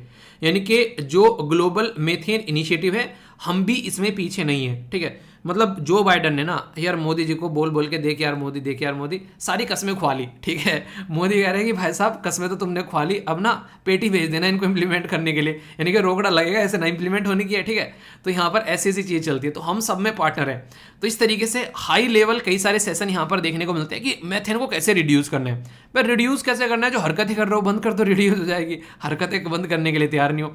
इंटरेस्टिंग चीज़ पता है क्या है, ये जो डेवलप कंट्री है ना, जैसे USA हो गया, ऐसी ऐसी जो कंट्री है, ये यूरोपियन की कंट्री है, यहाँ पर ये क्या करती हैं, अपनी हरकतें कम नहीं करेंगी, दूसरे वाले को बोल देंगे तुम हरकतें कम कर लो। मतलब अगर देखोगे जब से इंडस्ट्रियल रिवॉल्यूशन स्टार्ट हुआ था तब से लेके आज तक का जितना रायता इन्होंने फैलाया है ना, जितना ज्यादा आज के में दुनिया में प्रॉब्लम चल रही है, मैक्सिमम प्रॉब्लम आप लोगों को इन देश से क्रिएट हुई है। खुद देख लो इंडिया और पाकिस्तान की ज्यादा दूर कहां जाने की जरूरत है। इंडिया और पाकिस्तान को डिवाइड करके चले गए, यहाँ पर ये डिवीजन करके चले गए, हम आपस में लड़ रहे हैं आज तक। यहाँ पर अगर रियलिटी में देखा जाए कोई तुक है इस चीज का, दोनों कंट्री अगर आपस में मिलकर भी रहे तो कोई ज्यादा एक तरीके से गलत चीज थोड़ी ना होगी। यहाँ पर कितने सारे लोग ऐसे हैं आज के डेट में जो इन रीजन की वजह से यहाँ पर कितनी ज्यादा प्रॉब्लम में है, और सोचो कितने सारे लोग आज तक इसकी वजह से उनकी जान जा चुकी है। तो ये भाई साहब इनका सीधा सीधा तरीका है, और वो बहुत ही अच्छे से सुभाष चंद्र बोस जी के द्वारा एक लाइन में बता दिया गया था कि फूट डालो और शासन करो। तो जिंदगी में भी, देश में भी, शहर में भी, गांव में भी जो भी इंसान लगे ना कि ये फूड डाल रहा है, भाई साहब उसको ऐसे निकाल के फेंक दो जैसे दूध में से मक्खी को निकाल कर फेंक देते हैं। तो ये सिचुएशन है। अगर जिंदगी में कोई ऐसा इंसान दिखे कि वो किसी की बुराई कर रहा है, फिर से वही बोलूंगा कि ऐसे इंसान से हमेशा डिस्टेंस बना के रखो। किसी की बुराई आपके सामने कर रहा है तो आपकी भी बुराई किसी के सामने जरूर करेगा, तो उसके सामने भूल कर भी आप लोग कुछ ऐसी बातें मत बोलना। आप लोगों को लगेगा तो वो पेट में दबा के रखेगा, तो वो जो है वो एक तरीके से होने का पेट का कच्चा आदमी है। ठीक है, यानी कि वो किसी के सामने जाकर जरूर उगल देगा उस चीज को। तो इसलिए यही बातें यहाँ पर आप लोगों को देखने को मिलेगी। तो जरूरी है यहाँ पर ये आज की डेट में प्रॉपर वे में पॉलिटिकल, या फिर आप लोग बात करें काफ़ी सारे सिग्निफिकेंस है यहाँ पर जब हम लोग बात करते हैं क्लाइमेट चेंज को लेकर, तो उसमें ये कंट्री क्या करती हैं, ये रायता फैलाती हैं पहले और फिर बोल देती हैं कि सबको मिलकर पार्टिसिपेट करना है उस रायते को समेटने में। तो इंडिया को भी इसमें लपेट लेते हैं और हम भी लिपट जाते हैं कई बार कि यहाँ थोड़ी हेल्प मिल जाएगी, क्योंकि हम लोग इतनी डेवलप कंट्री नहीं है जितनी पॉपुलेशन है। दुनिया में सबसे दूसरे नंबर पर हमारी पॉपुलेशन है और रेस में इतने तेज हम लोग दौड़ रहे हैं कि जल्दी ही चाइना को पीछे छोड़कर हम लोग पहले नंबर पर आने वाले हैं। तो कम से कम कहीं तो पहले नंबर पर होंगे। पर लेकिन ये जो पॉपुलेशन बढ़ रही है, गलत नहीं है, बढ़ रही है, चलो अच्छी बात है। सबसे गलत चीज ये होती है कि पॉपुलेशन बढ़ रही है पर उसके पास में स्किल नहीं है, उसके पास में एजुकेशन नहीं है, उसके पास में हेल्थ नहीं है। तो ये अगर चीजें नहीं है तो फिर पॉपुलेशन बर्बाद है, फिर तो पॉपुलेशन जो है वो देश के अंदर बर्डन पड़ जाएगी। तो इसी तरीके से इसके ऊपर काम करना भी उतना ही ज्यादा जरूरी है। तो इसी चीज को ध्यान में रखते हुए यहाँ पर पॉपुलेशन को कंट्रोल करने की पॉलिसी भी लाई जाती है, क्योंकि पॉपुलेशन का डायरेक्ट इंपैक्ट रिसोर्सेज पे पड़ता है। एक घर में कमाने वाला एक इंसान है और उसको खाने वाले, उसके ऊपर सर्वाइव करने वाले जो है वो 6 इंसान है। तो यहां पर वो अकेला कमाने वाला जो है वो कब तक सर्वाइव कर पाएगा? किसी दिन एक्सीडेंट में डेथ हो गई या कोई काम नहीं कर पाया, घर एक तरीके से खाट पर बैठ गया, तो फिर ये बाकी के 6 जो है वो अपने आप मर जाएंगे। तो ये कंडीशन देखने को मिलती है। तो जरूरी है यहाँ पर कि प्रॉपर वे में एजुकेशन, हेल्थ और इसी के साथ में इंप्लॉयमेंट जनरेट किया जाए। तो इसी को ध्यान में रखते हुए यहाँ पर काम किया जाता है। और जब बात करते हैं कॉन्फ्रेंस ऑफ पार्टी 26 के बारे में, तो यहाँ पर बात कर रही है कि भाई साहब इसके ऊपर मिलकर काम करना पड़ेगा कि यहाँ पर कहीं ना कहीं इन्वायरमेंट को ध्यान में रखना है। तो इन्वायरमेंट को ध्यान में रखते हैं तो आप लोग इन्वायरमेंट और इकोनॉमी साथ में कनेक्ट कर देते हैं। क्यों? क्योंकि इकोनॉमी जो है वो यहाँ पर कहीं ना कहीं नेगेटिव इंपैक्ट डालती है इन्वायरमेंट के ऊपर। जब इकोनॉमिक डेवलपमेंट होता है, कोयला यूज कर इलेक्ट्रिसिटी जनरेट कर रहे हैं, तो इन्वायरमेंट बर्बाद होना स्टार्ट हो गया। पर लेकिन उसकी वजह से कितने सारे लोगों को इंप्लॉयमेंट मिल रहा है, वो भी तो ध्यान रखना पड़ेगा ना। अगर यूज नहीं करेंगे तो इनका इंप्लॉयमेंट भी चला जाएगा, तो लोग वैसे बर्बाद हो जाएंगे। तो जरूरी है बैलेंस बनाना। इसीलिए कहते हैं कि इकोनॉमी और इन्वायरमेंट को साथ में लेकर चलना है। तो इस तरीके से अभी यहाँ पर काम करने की बात की जा रही है। और मैंने बताया ना अभी, यूएसए और यूरोपियन यूनियन इनके द्वारा मिलकर ग्लोबल मीथेन प्लेज यानी कि प्रतिज्ञा लिवाई गई। धर्मेंद्र का गाना नहीं सुना आप लोगों ने? वो कौन सा था गाना, याद नहीं आ रहा है। एक तरीके से प्रतिज्ञा मूवी का गाना है बेसिकली वो। चलो गाना तो याद नहीं आ रहा, पर प्रतिज्ञा जरूर याद रखना। प्रतिज्ञा ये है कि हम लोगों को कैसे इसको कम करना है। ठीक है, तो अभी यहाँ पर यूएसए ने और यूरोपियन यूनियन ने बोला कि यार इसको कम करना है, और यहाँ पर इंडिया ने बोला ठीक है यार कोशिश तो करेंगे कम करने की। कोशिश क्यों बोला मैंने? कोशिश इसलिए बोला कि जो ग्लोबल मीथेन प्लेज यहाँ पर जो ली गई है, हम इसका पार्ट नहीं है। हम लोग किसका पार्ट है, ये कंफ्यूजन में मत आना आप लोग। यहाँ पर हम लोग जो पार्ट है यहाँ पर वो ग्लोबल मीथेन इनिशिएटिव का है। इनिशिएटिव का तो हम लोग पार्टनर कंट्री है, पर लेकिन प्रतिज्ञा जो ले रहे हो आप लोग यहाँ पर, प्रतिज्ञा का मतलब होता है कि अभी निपटा दो इसको, उसका पार्ट नहीं है भाई साहब। हम सोचेंगे क्यों? क्योंकि हमारे यहाँ पर तो यार एग्रीकल्चर होती है, खेती बाड़ी होती है। अब खेती बाड़ी में तो ये नॉर्मल सी बात है कि CH4 यहाँ पर निकलनी है। इवन अगर गाय भैंस भी खाना खा के गोबर करेगी, उसमें से भी काफी लार्ज स्केल पर मीथेन निकलती है। आप लोग बोलने लगोगे कल को उनको खाना देना बंद कर दो, उनको गोबर खत्म हो जाएगा, तो ऐसे तो ना काम चलने वाला है हमारे जैसे देश का। ठीक है, हम तो वैसे भी यहाँ पर ऐसे देश हैं जो कि इन्हीं चीजों के ऊपर सर्वाइव करते हैं। आज की डेट में भी आप लोग गांव में जाकर देखोगे तो गोबर को एक सिस्टमेटिक वे में इस्तेमाल किया जाता है। गोबर के उपले बनाए जाते हैं, खेतों में खाद के तौर पर इस्तेमाल किया जाता है। और अभी तो गोवर्धन स्कीम भी देश के अंदर में आ गई है, तो हमसे ना हो पाएगा भाई ये। तो इसलिए हम लोग इसका पार्ट नहीं है। पर हाँ ये है कि तुम आगे चलो, हम तुम्हारे साथ हैं, वो वाली बात है। ठीक है, तो अभी यहां पर बात ये की जा रही है कि एमिशन जो है इसका वो रिड्यूस करना है 30%। जो 2020 का लेवल था 2030 तक उसको 20 के लेवल पर लेकर आना है। तो देखो कितना हिम्मत यहां पर जुटा पाते हैं। वो नहीं कहते कि हिम्मत तो करता है, हिम्मत है मर्दा तो मर्दे खुदा, वो वही वाली डायलॉग आप लोगों को यहां पर देखने को मिलेगा। स्टार्ट करो तो कितना यहां पर कर पाएंगे तो ये देखने को मिलेगा। इसीलिए अभी सोलर एनर्जी के बारे में बात की जा रही है, विंड एनर्जी के बारे में बात की जा रही है। पर लेकिन ये चीजें बोल तो देते हैं, अभी यहां पर अगर हम लोग इसको इस्तेमाल करने लगे तो पैसा लगेगा। तो यहां पर पैसा देने के लिए डेवलप कंट्री तैयार नहीं है। जब भी पैसे की बात आती है तो ये सारे जो है इनको सबको दस्त लग जाते हैं, ये काम करने के सपोर्ट करने के लिए तैयारी नहीं है। तो इसलिए कई बार लगता है कि ये चीजें बोल देते हैं पर लेकिन अचीव उसको कर नहीं पाएंगे। तो ये भी कंडीशन आप लोगों को यहाँ पर देखने को मिलती है। तो यहाँ पर इसी के चलते कई सारी कंट्री आप लोगों को देखने को मिलेगी यहाँ पर जो कि काफी ज्यादा यहाँ पर एमिट करती है, पर लेकिन जब बात करती है सपोर्ट करने की तो तुरंत वो पीछे हट जाती है कि नहीं हम नहीं करेंगे सपोर्ट। वैसे जब यहाँ पर मेथेन के एमिशन के बारे में बात करें तो हम तो भाई साहब पीछे हम कौन है, उन्हें कहते हैं हम भी पीछे हम बिल्कुल अच्छे से एंजॉय कर रहे हैं। ठीक है, तो आप लोग यहाँ पर देखने को मिलेगा तो ग्लोबल मेथेन प्लेज नॉन जो यहाँ पर पार्टिसिपेंट ये देखने को मिलेंगे, और जो यहाँ पर पार्टिसिपेंट जो कि यहाँ पर उसका पार्ट है तो उसमें यूएसए टॉप पर, ब्राजील, इंडोनेशिया ये आप लोगों को नजर आएंगे। पाकिस्तान को पटा लिया यूएसए ने पाकिस्तान जो कह रहा होगा मुझे फंसा लिया, उन्हें इमरान खान कह रहे थे वो रहा इंडिया, उसको नहीं कुछ बोलते, बार बार हमारे ऊपर आगे चढ़ जाते हो। वो रहा इंडिया रस्से से तेल खरीद रहा है, उसको कुछ नहीं कह रहे, हमारे ऊपर आगे चिल्ला रहे हो तो वो वाली चीजें हैं। तो मेथेन जो है उसके ऊपर काम करना जरूरी है। अगर एटमॉस्फेयर के बारे में बात करें तो काफी स्मॉल क्वांटिटी में पाई जाती है, पर लेकिन अगर यहाँ पर ये बढ़ना स्टार्ट हो गई तो एक काफ़ी पावरफुल एक ग्रीन जो एक तरीके से ग्रीन हाउस गैस आप लोगों को यहाँ पर ये देखने को मिलेगी।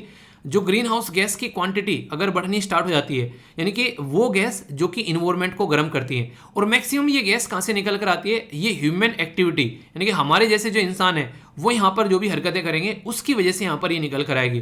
तो इसलिए इसके ऊपर काम करना जरूरी है। तो इसलिए यहाँ पर हमारे लिए कई सारे इनिशिएटिव भी यहाँ पर लॉन्च किए गए हैं। ठीक है, जैसे हरित धारा हो गया, इंडियन ग्रीन जो गैस प्रोग्राम हो गया, green house gas programme, national action plan हो गया। अभी आप लोगों को पता होगा हमारे देश में जो BS यानी कि भारत स्टेज जो 4 से सीधे हम लोगों ने 6 पे जंप कर दिया। क्यों? 5 को गायब कर दिया, क्योंकि हम लोग भी चाह रहे हैं कि यार इन्वायरमेंट को ज़्यादा नुकसान न पहुंचे। तो ऐसा नहीं है कि हम लोग काम नहीं कर रहे हैं, ठीक है। तो ऐसा है कि काम भी कर रहे हैं, पर लेकिन थोड़ा सा सोचना पड़ेगा। और मीथेन जो है वो समुद्र की तलहटी में काफ़ी ज़्यादा देखने को मिलती है। कई बार यहाँ पर ये लगता है कि जब जब हम लोग ड्रिलिंग वगैरह करते हैं, ऑयल वगैरह निकालते हैं, वो सारी चीज़ों में भी मीथेन निकलने के चांसेस काफ़ी ज़्यादा बढ़ जाते हैं।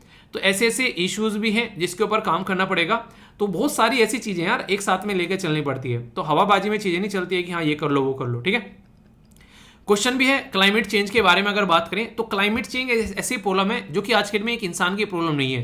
ये बोला गया कि not any more only an environmental problem.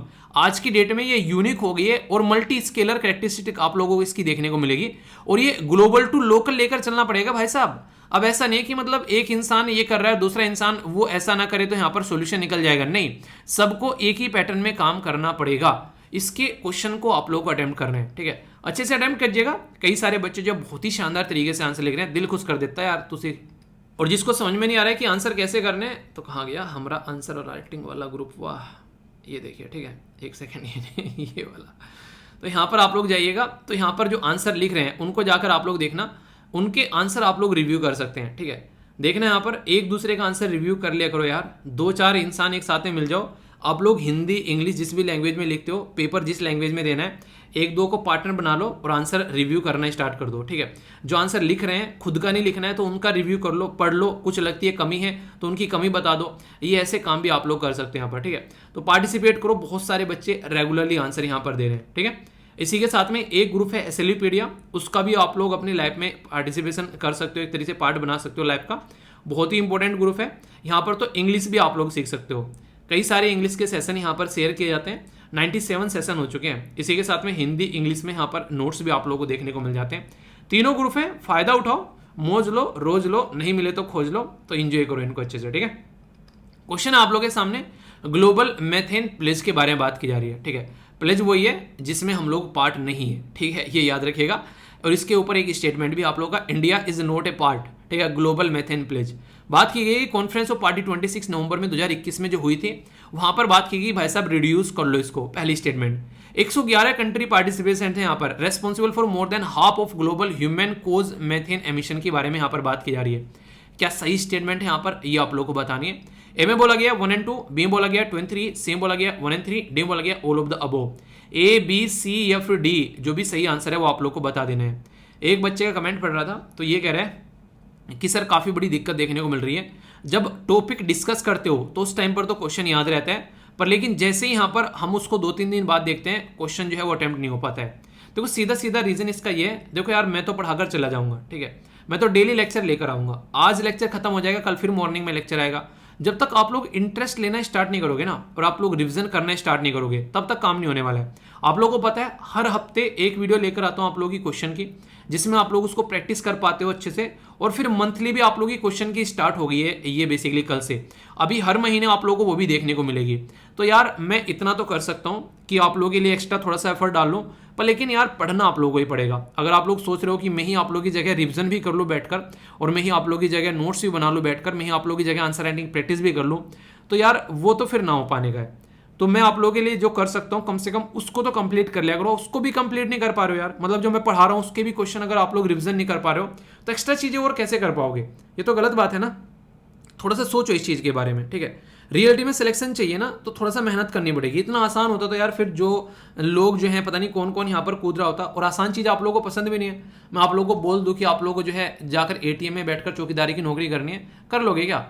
तो जरूरी है कि आप लोग जिस तरीके की मेहनत करोगे उस तरीके की आप लोगों को रिजल्ट मिलेगा, ठीक है। अब आप लोगों को जैसा रिजल्ट चाहिए उसके हिसाब से मेहनत कर लो। तो ये बेसिकली फंडा है बेसिकली यार, सीधी सीधी बात है, सीधी बात, नो बकवास, ये रियलिटी है। आंसर इसका यहाँ पर सी हो गया। जो 111 कंट्री हैं वो यहाँ पर मिलाकर रिस्पॉन्सिबल है 45%, ठीक है। यहाँ पर बात की जा रही थी, यहाँ पर लगभग जो बोला जा रहा था यहाँ पर लगभग हाफ, तो हाफ नहीं है, लगभग 45% है। तो आंसर यहाँ पर इसका सी हो गया, ठीक है। इस तरह क्वेश्चन है, डायरेक्ट आंसर है। ऐसे भी क्वेश्चन कई बार आप लोगों से पूछे जाते हैं। बात की जा रही है यहाँ पर यूपीएससी 2019 में पूछा गया और बोला गया कि कार्बन मोनोऑक्साइड, मेथेन, ओजोन और सल्फर डाइऑक्साइड, बोला जा रहा है कि यहाँ पर जब यहाँ पर क्रॉप्स या फिर बायोमास जो भी आप लोग फसल के रेजिड्यू जो जलाते वलाते हो उसमें से जब चीज़ें निकल कर आती है उसके बारे में बात की जा रही है। तो कौन सी स्टेटमेंट यहाँ पर करेक्ट है यहाँ पर कि यहाँ पर किस किस में से यहाँ पर ये बेसिकली निकलती है जब बायोमास को जलाते हैं, क्या क्या निकलता है। ए में बोला गया 1 and 2, बी में बोला गया 2 and 3 4, सी में बोला गया 1 4, डी में बोला गया ऑल। ठीक है, याद रखना सारी की सारी चीज़ें निकलती हैं। ठीक है, जब भी किसी चीज़ को आप लोग जलाते हो ना उसमें से कार्बन मोनोऑक्साइड भी निकलती है, मेथेन भी निकलती है, ओजोन भी निकलता है और सल्फर डाइऑक्साइड भी निकलती है। इसीलिए मैं कह रहा हूँ कि यहाँ पर जो चीज़ें आप लोग पढ़ते हो ना उसका लाइफ में इंप्लीमेंट कर सकते हो। कोई भी चीज़ जलाते हो उसके पहले सोच लिया करो कि ये इन्वायरमेंट के ऊपर नुकसान पहुंचा सकती है, तो अपनी लाइफ में भी ये चीज़ें इंप्लीमेंट करना स्टार्ट करो। बहुत सारी चीज़ें आप लोगों को सोल्यूशन निकलते हुए नजर आएंगे। बहुत ही प्यारा सा इंटरेस्टिंग क्वेश्चन है और जरा सी देर में घुमा देगा आप लोगों को। इसको अटेम्प्ट करो और मैं बताता हूँ आप लोग मैक्सिमम इसको बेसिकली गलत आंसर दोगे। ठीक है, बात की जा रही है मेथेन के बारे में और बोला यह गया कि इसके बारे में स्टेटमेंट आप लोगों को चेक करनी है। और जैसे कि कई बार आप लोग देखते हैं गलती हो जाती है एग्जाम में, इनकरेक्ट पूछा गया, ये ध्यान रखना। बोला गया कि ये जो गैस है ये काफ़ी स्मॉल क्वांटिटी में पाई जाती है एटमॉस्फेयर पे। तो मैंने भी यही बोला था, सही है या फिर गलत है बताओ। बोला गया कि 4 कार्बन एटम और 1 हाइड्रोजन एटम आप लोगों को इसके अंदर देखने को मिलते हैं। दूसरा बोला है कि यहाँ पर ये जो बेसिकली जो अगर बात करें प्रोड्यूस की जाती है जब यहाँ पर डीके होता है यानी कि टूटता है ऑर्गेनिक मटेरियल, यानी कि जैसे बोला था ना कि गाय भैंस के गोबर में से भी आप लोगों को देखने को मिलेगी। इसी के चलते अभी कई सारी यूरोप की कंट्री ऐसी हैं उन्होंने ये सोचा है कि क्या खिलाया जाए गाय भैंस को कि उनके उसमें से यहाँ पर गोबर में से एक निकलना बंद हो जाए। और कईयों ने तो उनको यहाँ पर काफ़ी लार्ज स्केल पर मारा भी कि खत्म किया जाए, इसकी वजह से इन्वायरमेंट को नुकसान पहुंच रहा है। ऐसी भी चीज़ें रियलिटी है और ये है। ठीक है, कईयों को मजाक लग सकता है, तो ओनली ह्यूमन एक्टिविटी की वजह से यहाँ पर बोला गया। तो यहाँ पर सीधी सीधी बात है, ओनली ह्यूमन तो नहीं होगा। ठीक है, और यहाँ पर बोला गया, ध्यान से पढ़ो, आप लोग जब जल्दबाजी में हो ना तो आप लोग कंफ्यूजन में आ जाते हो।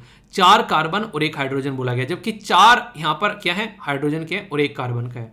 ठीक है, तो स्टेटमेंट कौन सी जो है इनकरेक्ट है, तो ओनली 2 स्टेटमेंट इनकरेक्ट है और 1 करेक्ट है। ऐसे क्वेश्चन भी एग्जाम में पूछे जाते हैं, कंफ्यूज मत होना।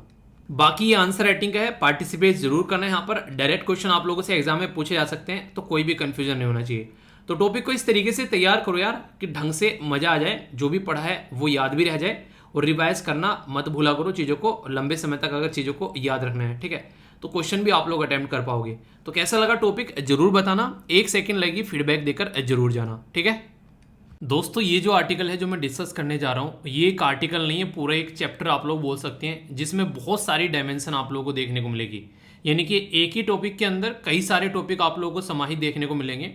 और टॉपिक के एंड में आप लोगों से क्वेश्चन भी पूछूंगा, तो पूरा अच्छे से ये टॉपिक आप लोगों को सुनना है ताकि उन क्वेश्चन का भी आंसर दे सको। और टॉपिक को ऐसे समझ के चलना है, अगर किसी को पढ़ाना भी आप लोगों को पड़ जाए तो आप लोग उसको पढ़ा सको।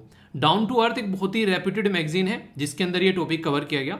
और पर लेकिन इस आर्टिकल को मैं कुछ हिस्सा मैंने यहाँ पर इंडियन एक्सप्रेस से भी उठाया और भी एक न्यूज़पेपर मैंने यूज़ किया है। तो पूरा एक प्रॉपर पीपीटी है आप लोगों के सामने, जो कि आप लोग आगे आंसर राइटिंग के लिए भी यूज़ कर सकते हैं। ठीक है, तो पूरा शानदार टॉपिक कवर करूंगा चारों डायमेंशन के साथ में। ठीक है, तो बात क्या की जा रही है, बात ये की जा रही है कि यूएन जो कि एक इंटरनेशनल बॉडी है जिसके अंदर बहुत सारी कंट्री का, लगभग सारी कंट्रियां कुछ को छोड़कर मेंबर है, इसके द्वारा ये बोला गया है कि क्लीन हेल्दी इन्वायरमेंट, यानी कि एक ऐसा इन्वायरमेंट जिसमें हम लोग रहते हैं, अगर वो क्लीन और हेल्दी होना चाहिए। रीजन क्या है, क्योंकि ये यूनिवर्सल ह्यूमन राइट है, यानी कि जो इंसान धरती पर रहते हैं उनको ये अधिकार है कि उनको एक ऐसा इन्वायरमेंट मिल सके जो कि क्लीन एंड क्लियर हो। अगर आप लोग मेरे लेक्चर रेगुलरली सुनते हैं तो यहाँ पर आप लोगों के माइंड में एक घंटी बजनी चाहिए, टन टन टन। कौन सी घंटी, कि यार इन्वायरमेंट को ह्यूमन राइट बताया गया। ऐसा कुछ कुछ सुना सुना सा लग रहा है, पर कहाँ पे सुना सुना लग रहा है, तो बहुत ही डिटेल में मैं आप लोगों से डिस्कस करूंगा उसके बारे में भी। पहले यहाँ पर देख लेते हैं ये जो टॉपिक है आप लोग का जीएस पेपर 2 and 3 जो इन्वायरमेंट और हेल्थ वाला सेक्शन है, उसके साथ में आप लोग यहाँ पर इसको कनेक्ट करके देख सकते हैं। तो यूएन यानी कि यूनाइटेड नेशन ने ये बोला है कि इस धरती पर जितने भी लोग रहते हैं उन्हें राइट टू लिव के बारे में बात की जा रही है। तो क्लीन और हेल्दी इन्वायरमेंट रहना चाहिए। अगर आप लोगों के पास में अच्छा इन्वायरमेंट ही नहीं रहेगा तो आप लोग जीवित कैसे रहोगे। अगर प्रदूषित हवा आप लोग लोगे तो इसका मतलब ये है कि इंसान की जो जान है वो खतरे में पड़ जाती है। और एक तरीके से खासकर जो बुजुर्ग लोग होते हैं और जो नए बच्चे अभी पैदा होते हैं छोटे छोटे, उनके खासकर जो बुजुर्ग होते हैं उनकी तो बॉडी वैसे ही एक तरीके से दिक्कत में आ जाती है, एक जो इम्यूनिटी है वो डाउन हो चुकी होती है। और जो छोटे छोटे बच्चे हैं अभी उनका शरीर इतना मैच्योर नहीं हुआ होता है, इतना डेवलप नहीं हुआ होता है कि वो उस पोल्यूशन को झेल सकें, तो उनके लिए तो वैसे ही दिक्कत है। और प्रेग्नेंट वुमेन के लिए भी आप लोग यहाँ पर बहुत ज़्यादा दिक्कत देखने को मिलेगी। तो इसलिए इसको एक अधिकार के तरीके से देखा जा रहा है। और जब हम लोग इसको अधिकार के तरीके से देखते हैं तो आप लोगों के माइंड में तुरंत एक बात आनी चाहिए, और वो क्या है? वो है नेशनल ग्रीन ट्रिब्यूनल। हमारे देश के अंदर भी यहाँ पर एक ऐसा पर्टिकुलर ट्रिब्यूनल है। ट्रिब्यूनल मतलब अगर नॉर्मल भाषा में बोले तो आप लोग इसको एक ऐसा कोर्ट बोल सकते हैं जो कि इन्वायरमेंट के मैटर पर ध्यान देता है। तो एक ऐसा कोर्ट है हमारे देश में, इसको बोलते हैं नेशनल ग्रीन ट्रिब्यूनल, जो कि हमारा देश दुनिया में तीसरे नंबर का ऐसा देश है जिसने ये ट्रिब्यूनल बनाया। हमसे पहले बना चुके हैं, जी हाँ बिल्कुल, बहुत सारे लोग आगे होते हैं। तो यहाँ पर ऑस्ट्रेलिया और न्यूजीलैंड जो है वो हमसे पहले बना चुके थे। दुनिया में तीसरे नंबर पर हमने ऐसा कोर्ट बनाया जो कि इन्वायरमेंट के मैटर पर ध्यान देगा, यानी कि हमारे आसपास का वातावरण कैसा होना चाहिए, अगर कोई उसको डिग्रेड कर रहा है तो उनकी गर्दन धर दबोचेगा ये पर्टिकुलर कोर्ट। इंटरेस्टिंग चीज यहां पर ये, अगर कोई केस आप लोग यहां पर लेकर जाते हैं तो ये ऐसा नहीं कि बाबा आदम के जमाने तक पड़ा रहेगा और चलता रहेगा। ये झट मंगनी और पट भी हमें विश्वास करते हैं, यानी कि केस लाओ और रफू चक्कर करो, उसको फटाफट होना चाहिए भाई साहब। ऐसे नहीं कि बस फाइल पे फाइल और तारीख पे तारीख और सनी देओल की दामिनी मूवी चल रही है, नहीं, केस आया उसको तुरंत निपटा डाला। तो ये चीजें हैं यहाँ पर। ये कितना इंपॉर्टेंट टॉपिक है, इसकी ग्रेविटी अगर आप लोग समझना चाहते हैं तो उसको समझने के लिए मैं आप लोग क्वेश्चन भी दिखाता हूं। डायरेक्ट आप लोगों से यहां से क्वेश्चन भी बन चुके हैं कि नेशनल ग्रीन ट्रिब्यूनल के बारे में आप लोग क्या समझते हैं, और नोट करेक्ट वाला क्वेश्चन आप लोगों से पूछा गया था। अभी इसके बारे में बात करूंगा, पर लेकिन ये टॉपिक इसके साथ में कनेक्ट कैसे हो रहा है? ये इसलिए कनेक्ट हो रहा है जब हम लोग बात करते हैं यहां पर कि इन्वायरमेंट के बारे में, तो एक आर्टिकल है हमारे संविधान के अंदर में जो कि पार्ट 3 के अंदर आता है। आर्टिकल 12 से लेकर आर्टिकल 35 तक फंडामेंटल राइट है। इसमें जो पार्ट 3 के अंदर में आर्टिकल जो 21 है, जिसको आप लोग राइट टू लाइफ के बारे में बात करते हैं, आप लोग बोलते हैं ना कि राइट टू लाइफ का अधिकार दे रखा है हमारे संविधान के अंदर में, तो वो इसी आर्टिकल से हम लोग निकाल कर लेकर आते हैं। तो इसी आर्टिकल के तहत हमको राइट टू लाइफ कब मिलेगी? जब हमारी लाइफ अच्छे से चलेगी। तो यहां पर protect the right to life and the personal liberty, तो राइट टू लाइफ के साथ में कनेक्ट कर देख लिया कि राइट टू लाइफ तब होगी जब हमारे पास में एक अच्छा इन्वायरमेंट होगा।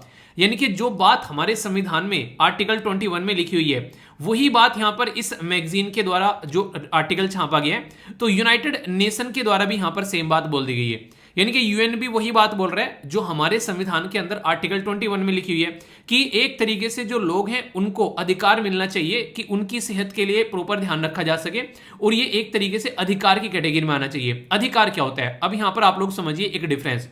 दो चीजें आप लोगों को देखने को मिलती है। एक को बोलते हैं आप लोग अधिकार, अधिकार मतलब जिसे मैंने बोल दिया आप लोगों को यहां पर राइट या फिर फंडामेंटल राइट रख दिया, तो और एक साइड में होती है फंडामेंटल ड्यूटीज। तो अधिकार और ड्यूटी में, कर्तव्य में क्या डिफरेंस है? अधिकार ये होता है जिसको आप लोग मांग सकते हो, यानी कि ये मेरा अधिकार है भाई साहब, इसको अगर आप लोग नहीं दोगे तो मैं कोर्ट में जा सकता हूं या जा सकती हूं। तो अपना अधिकार आप लोग हक से मांग सकते हो।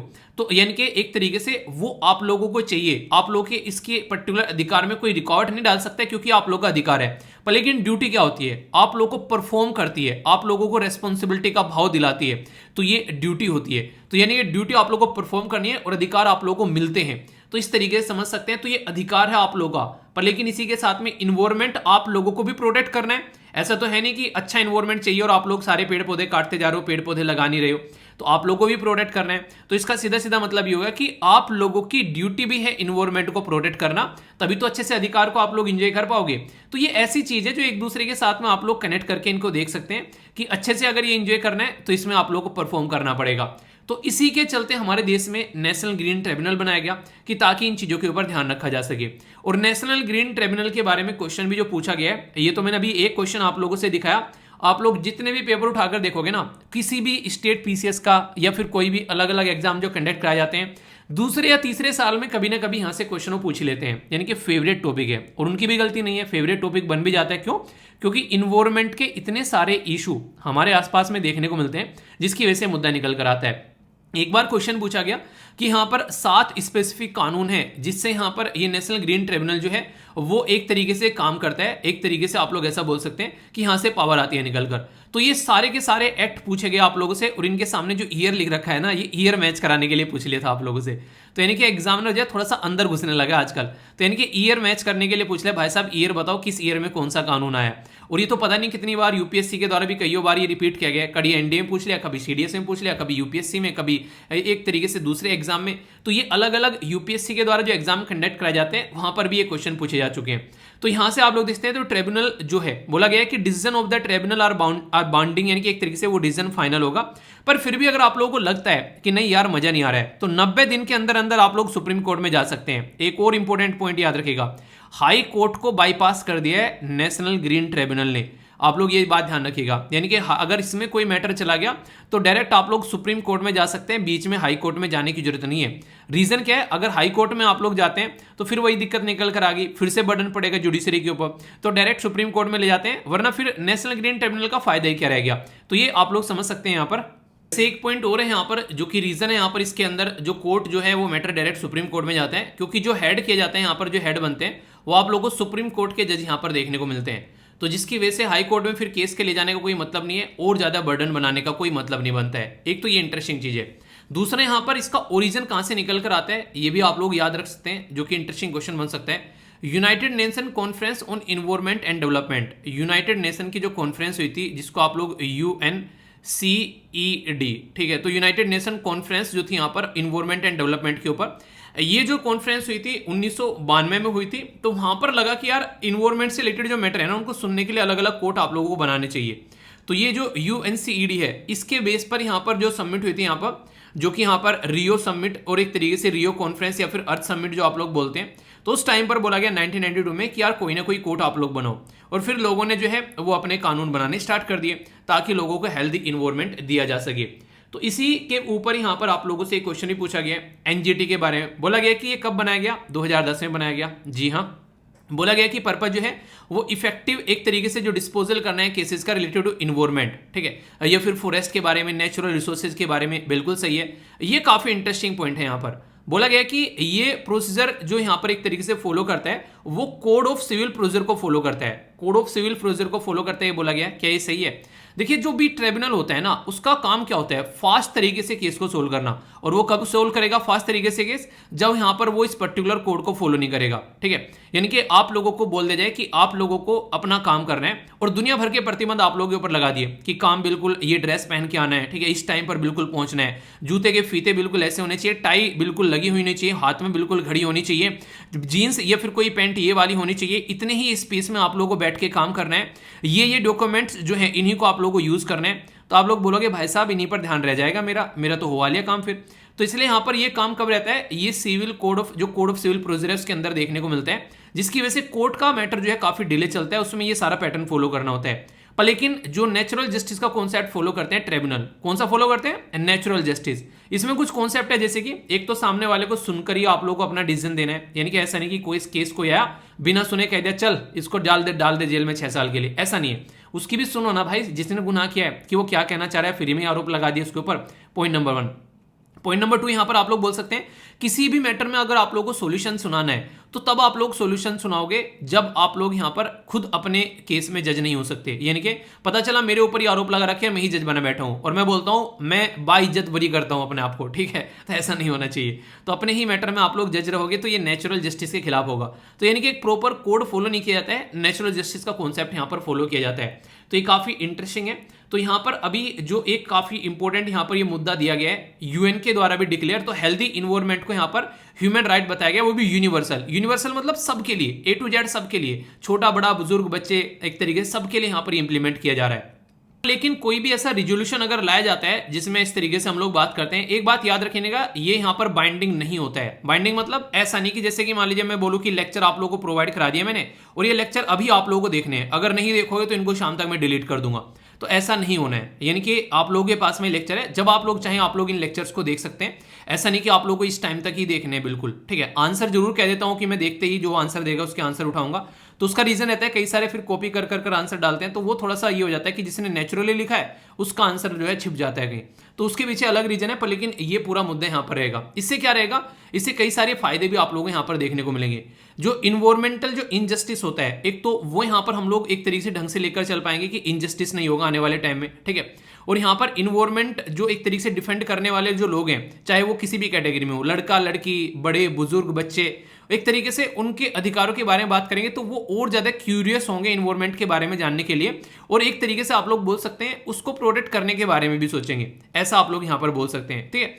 तो एक तरीके से ह्यूमन डिक्लेरेशन जो इसको राइट बनाया जा रहा है, जो हेल्थ के पॉइंट ऑफ व्यू को ध्यान में रखते हुए, तो ये कहीं ना कहीं सोच समझकर बनाया जा रहा है ताकि ढंग से इसको इंप्लीमेंट किया जा सके। तो यूएन जनरल असेंबली जो है, इससे पहले आप लोग देखते हैं ये भी इसी मैटर के बारे में पहले बात कर चुकी है, जैसे कि वोटर के बारे में पहले बात की जा चुकी है यहाँ पर, 2010 के हेरफेर में यहाँ पर राइट टू वोटर और सैनिटेशन जो थ्रू रिजोल्यूशन यहाँ पर इसके द्वारा लाया गया था। अब यहाँ पर क्लीन इन्वायरमेंट के बारे में इसने बातें कर दी। तो हेल्थ जो है कहीं ना कहीं उसको और अच्छे से प्रोटेक्ट करने की इनके द्वारा लगातार बातें की जा रही है। और ये ह्यूमन राइट के जब कैटेगरी में डाल दिया जाता है तो इसके वैसे फायदे हैं। आप लोगों को पता है 10 जो दिसंबर को ह्यूमन राइट सेलिब्रेट किया था, अभी यहाँ पर 2021 का है, और 22 का कब आएगा ये आप लोगों को देखने को मिलेगा इस साल में 10 दिसंबर को। तो इसकी थीम क्या थी? इक्वेलिटी, रिड्यूसिंग इनइक्वेलिटी, इसी के साथ में एडवांसिंग ह्यूमन राइट। तो इससे आप लोग समझ सकते हैं। तो इक्वेलिटी में जब यहाँ पर बात करते हैं तो यहाँ पर चाहे बुजुर्ग हो, चाहे बड़ा हो, कोई बच्चा हो, कोई किसी भी कैटेगरी में, या फिर कोई नॉर्मल बच्चा, कोई इंसान, कोई एक तरीके से प्रेग्नेंट वुमेन, या फिर कोई ऐसा जो कि एक तरीके से दिव्यांगन है, तो सबको इक्वल हम लोगों को स्टेटस देना है। तो ये बातें यहाँ पर थोड़ा सा ध्यान में रखने की कोशिश की जाती है। तो इसी के चलते सारे पैटर्न आप लोगों को देखने को मिलते हैं। और जब ह्यूमन राइट के बारे में इंडिया में हम लोग बात करें तो आप लोगों को पता है हमारे सारे फंडामेंटल जो राइट हैं वो सारे इन चीजों के बारे में बड़ी अच्छे से बात करते हैं कि हाँ फंडामेंटल राइट मिले हुए आर्टिकल 12 से आर्टिकल 35 तक। तो ये इनडायरेक्ट वे में right to equality, right to freedom, right against exploitation, right to religion, इसी के साथ में एजुकेशन, इसी के साथ में कॉन्स्टिट्यूशनल रेमेडी, ये क्या है अगर इनसे कोई आप लोगों से पूछे, ये सारे वो अधिकार हैं जो डायरेक्ट और इनडायरेक्ट वे में जो एक तरीके से ह्यूमन राइट को सपोर्ट करते हैं, इंसान के अधिकार को यहां पर सपोर्ट करते हैं। इसी के तरीके से directive principle of state policy में भी आप लोग कई सारे आर्टिकल देखने को मिल जाएंगे। तो उसके साथ में आप लोग इसको कंबाइन कर यहां पर देख सकते हैं जब हम लोग इसके बारे में बात करते हैं कि हाँ इसके साथ में ये कनेक्टेड है। तो ह्यूमन राइट एक्ट हमारी कंट्री में जब लाया गया, protection of human right act, तो ये 1993 में लाया गया। अब यानी कि आने वाले टाइम में जैसे यूएन के द्वारा इन्वायरमेंट के बारे में बातें की गई है तो हम भी अपनी चीजों को और अच्छे से अपडेट कर सकते हैं कि हम भी अपने ह्यूमन राइट के अंदर में किसी को अगर अच्छा सा इन्वायरमेंट नहीं मिल रहा है और वो जाकर अपनी गुहार लगा सकते हैं तो ऐसे बोल सकते हैं। तो ये हमारी कंट्री में डिस्ट्रिक्ट, स्टेट और सेंटर लेवल पर है, तो उसमें भी अपडेशन आने वाले टाइम में आप लोगों को देखने को मिल सकता है जब हम लोग एक तरीके से इन्वायरमेंट से रिलेटेड अधिकारों के बारे में हम लोग बात करेंगे। तो ये सारी चीजें हैं, ऐसा नहीं है कि इसमें कोई इनिशिएटिव देश के अंदर लिए ही नहीं गए, बहुत सारे इनिशिएटिव हैं। जैसे देख सकते हैं गरीबों के लिए अलग से हैं, जनधन अकाउंट, रुपया, ये सारे ह्यूमन राइट से रिलेटेड हैं, इंसानों को अच्छी जिंदगी जीने के लिए। प्रधानमंत्री मातृत्व वंदना योजना वुमेन के लिए, ट्रांसजेंडर कम्युनिटी को अभी हमारी कंट्री में थर्ड जेंडर का दर्जा दिया गया, बच्चों के लिए पीएम केयर, दिव्यांगन के लिए एक्सेसिबल की बात की जा रही है, माइग्रेंट के लिए वन राशन वन कार्ड। ये सारे वो इनिशिएटिव है, इनको आप लोग लिख सकते हैं जब ह्यूमन राइट के बारे में बात की जाती है। तो कहने का मतलब यहां पर ये हो गया, अगर ऐसा आर्टिकल आता है तो उस आर्टिकल को आप लोगों को चारों तरफ से चहुमुखी उसका विकास आप लोगों को देखना है, तब आगे बढ़ना है। जितनी कहानी मैंने सुनाई है उस कहानी को सुनते हुए मुझे आशा है कि आप लोग यूपीएससी का ये बड़ा ही प्यारा सा क्वेश्चन अटेम्प्ट कर लोगे, ठीक है। और वैसे ये भी यूपीएससी का है, ये आई थिंक जो ईपीएफओ में पूछा गया था आई थिंक, ठीक है, और ये यूपीएससी के प्रीलिम्स से पूछा गया है 2020 के अंदर में, ठीक है। तो क्वेश्चन आप लोग अटेम्प्ट कीजिए। बोला जा रहा है कि फंडामेंटल राइट जो है, ठीक है, हमारे जो कंट्री के अंदर में फंडामेंटल राइट है अगर बात कीजिए उनके बारे में, तो ये एक तरीके से कॉन्स्टिट्यूशन के अंदर में रिफ्लेक्ट करते हैं principle and the provision of universal जो डिक्लेरेशन ऑफ ह्यूमन राइट है। तो यानी कि एक तरीके से आप लोग बोल सकते हैं कि कहां पर यहां पर ये रिफ्लेक्शन होता है फंडामेंटल राइट का।